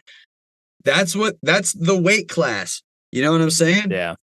You wouldn't fucking put me in a ring against, I don't know. I'm so old and out of touch. I'm like Tyson, but like, who's a real fighter? Tyson Fury is Tyson Fury is the world champ at heavyweight, depending on. There's a new Tyson. Yeah, he's like they call him the Gypsy King, and what's always hilarious is that like he shows up and he's like in horrible shape, but he's got fast hands and good footwork, and so he's still the heavyweight champion of the world. But fucking hey, more power to him. Yeah, exactly. I'm like, the fact that he can show up like fatter than ever and still manage to win, it's like, that's crazy. That's a real talent right there. Just like not in shape, not training hard. But you wouldn't put somebody like me in a ring with that guy, and then after he mops the floor with me in one round, go, huh, that Newman, what a joke. What an idiot. That guy sucks. He's terrible. You see how terrible of a fighter he is? My God. So it's like, I don't know. People who shit on this movie, it feels like they were not only expecting too much, but they had no concept of the fact that they were living in 1989. How could they? It was 1989.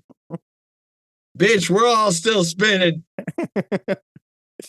We got 450s on the board. So I'm going to let you pick your poison. We got the New York Times, TV Guide magazine, Time Out, and the Globe and Mail from Toronto.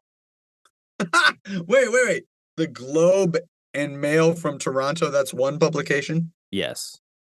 I love my Canadian friends. Let's do that one. All right. They gave us like a sentence that they barely strung together. A mere action suspense adventure lacking the depths of the original. All right. With Ray Conluge. Lacking the depths of the original. Look, I'm hot for Adrian Barbeau just as much as the next dude, but come the fuck on. The depths of the original. Suck my big toe.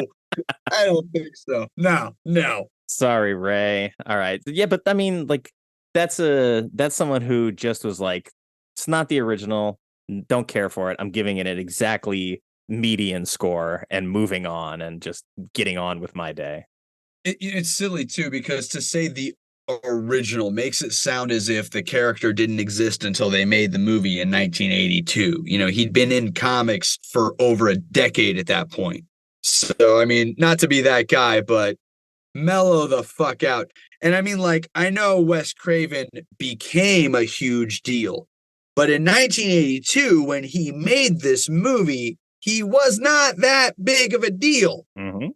And you can kind of tell when you watch the movie, it's competent. And sometimes that's all you can ask for, and that's okay. Sometimes I only just want to see a competently made film. Sure. But I mean, like, it's obvious why by 89, there was no hope of getting him to come back. Yes, exactly. And you know what I mean? He's moved on to bigger and better things and sharpened his iron on Swamp Thing and moved on. Honestly, I mean, you could compare him to Jamie Lee Curtis, right? Like, fucking late 70s, early 80s, yeah, get her in those slasher movies. But late 80s, forget about it. That girl's a star. She ain't doing those movies no more. But then the 90s and the aughts roll around and she's back. Yeah, but that's the thing, right?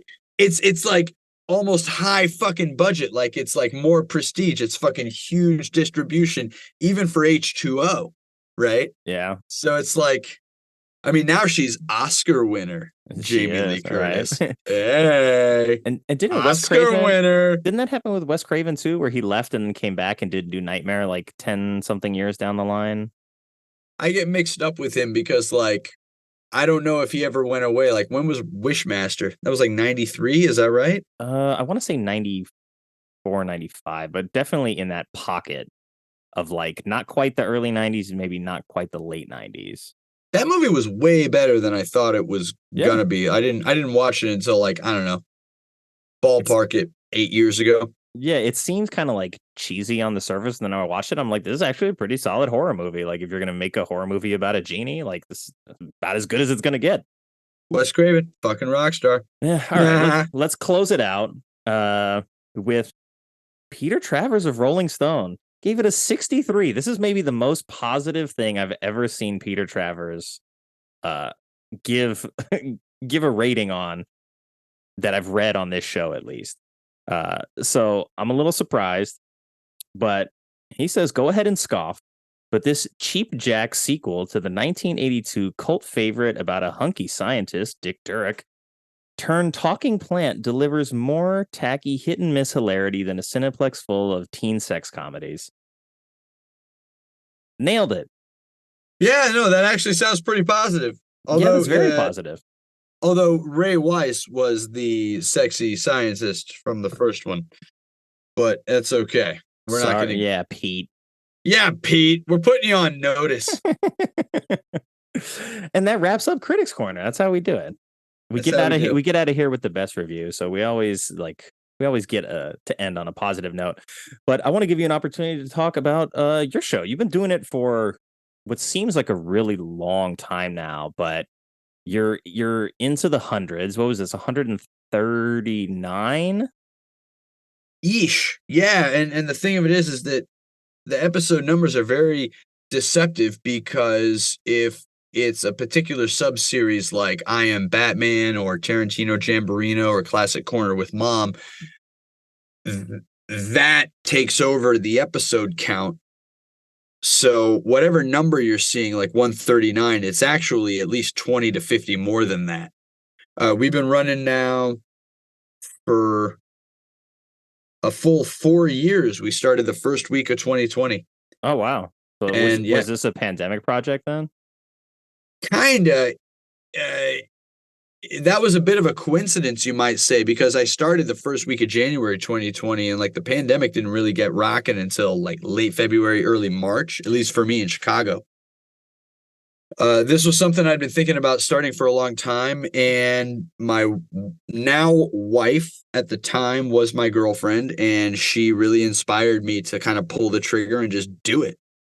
And I started Movies for Dayz in the first week of 2020, and I have not missed a week since.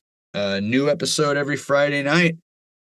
Friday night. Actually, I put it out very early in the morning on Friday. I don't know why I said that. No, if you want a Friday night show, listen to this, because I'll finish this about 10:30. Yeah, right. This is more of a Saturday morning show. And yeah, it's just, it's a non-pretentious, easy access movie chat podcast, all about a different movie with a different guest every episode.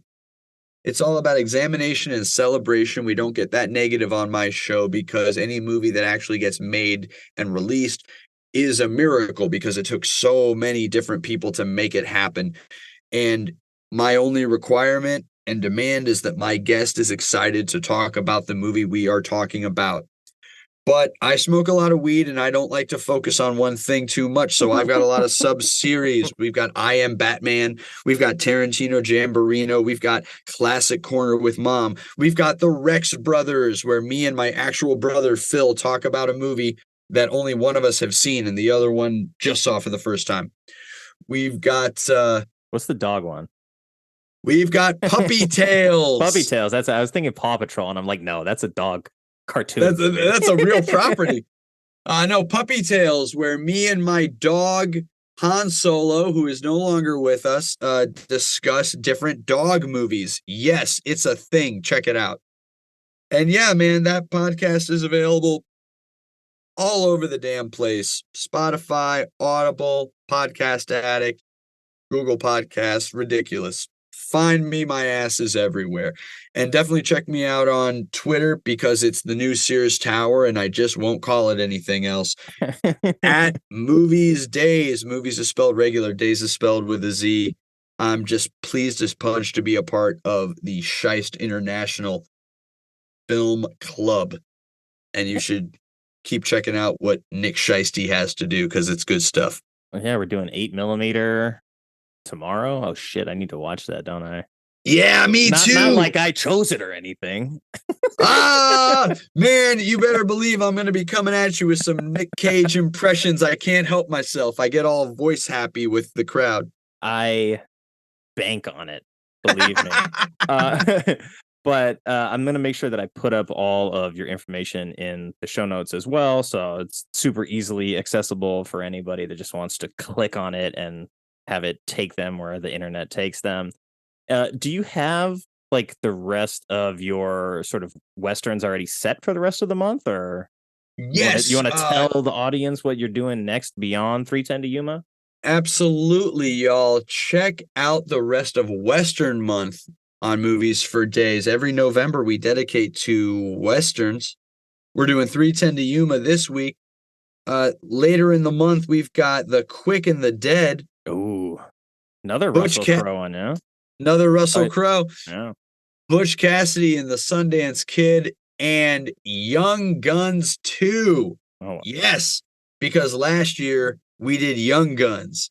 So check that episode out and then listen to Young Guns 2 coming out later this month.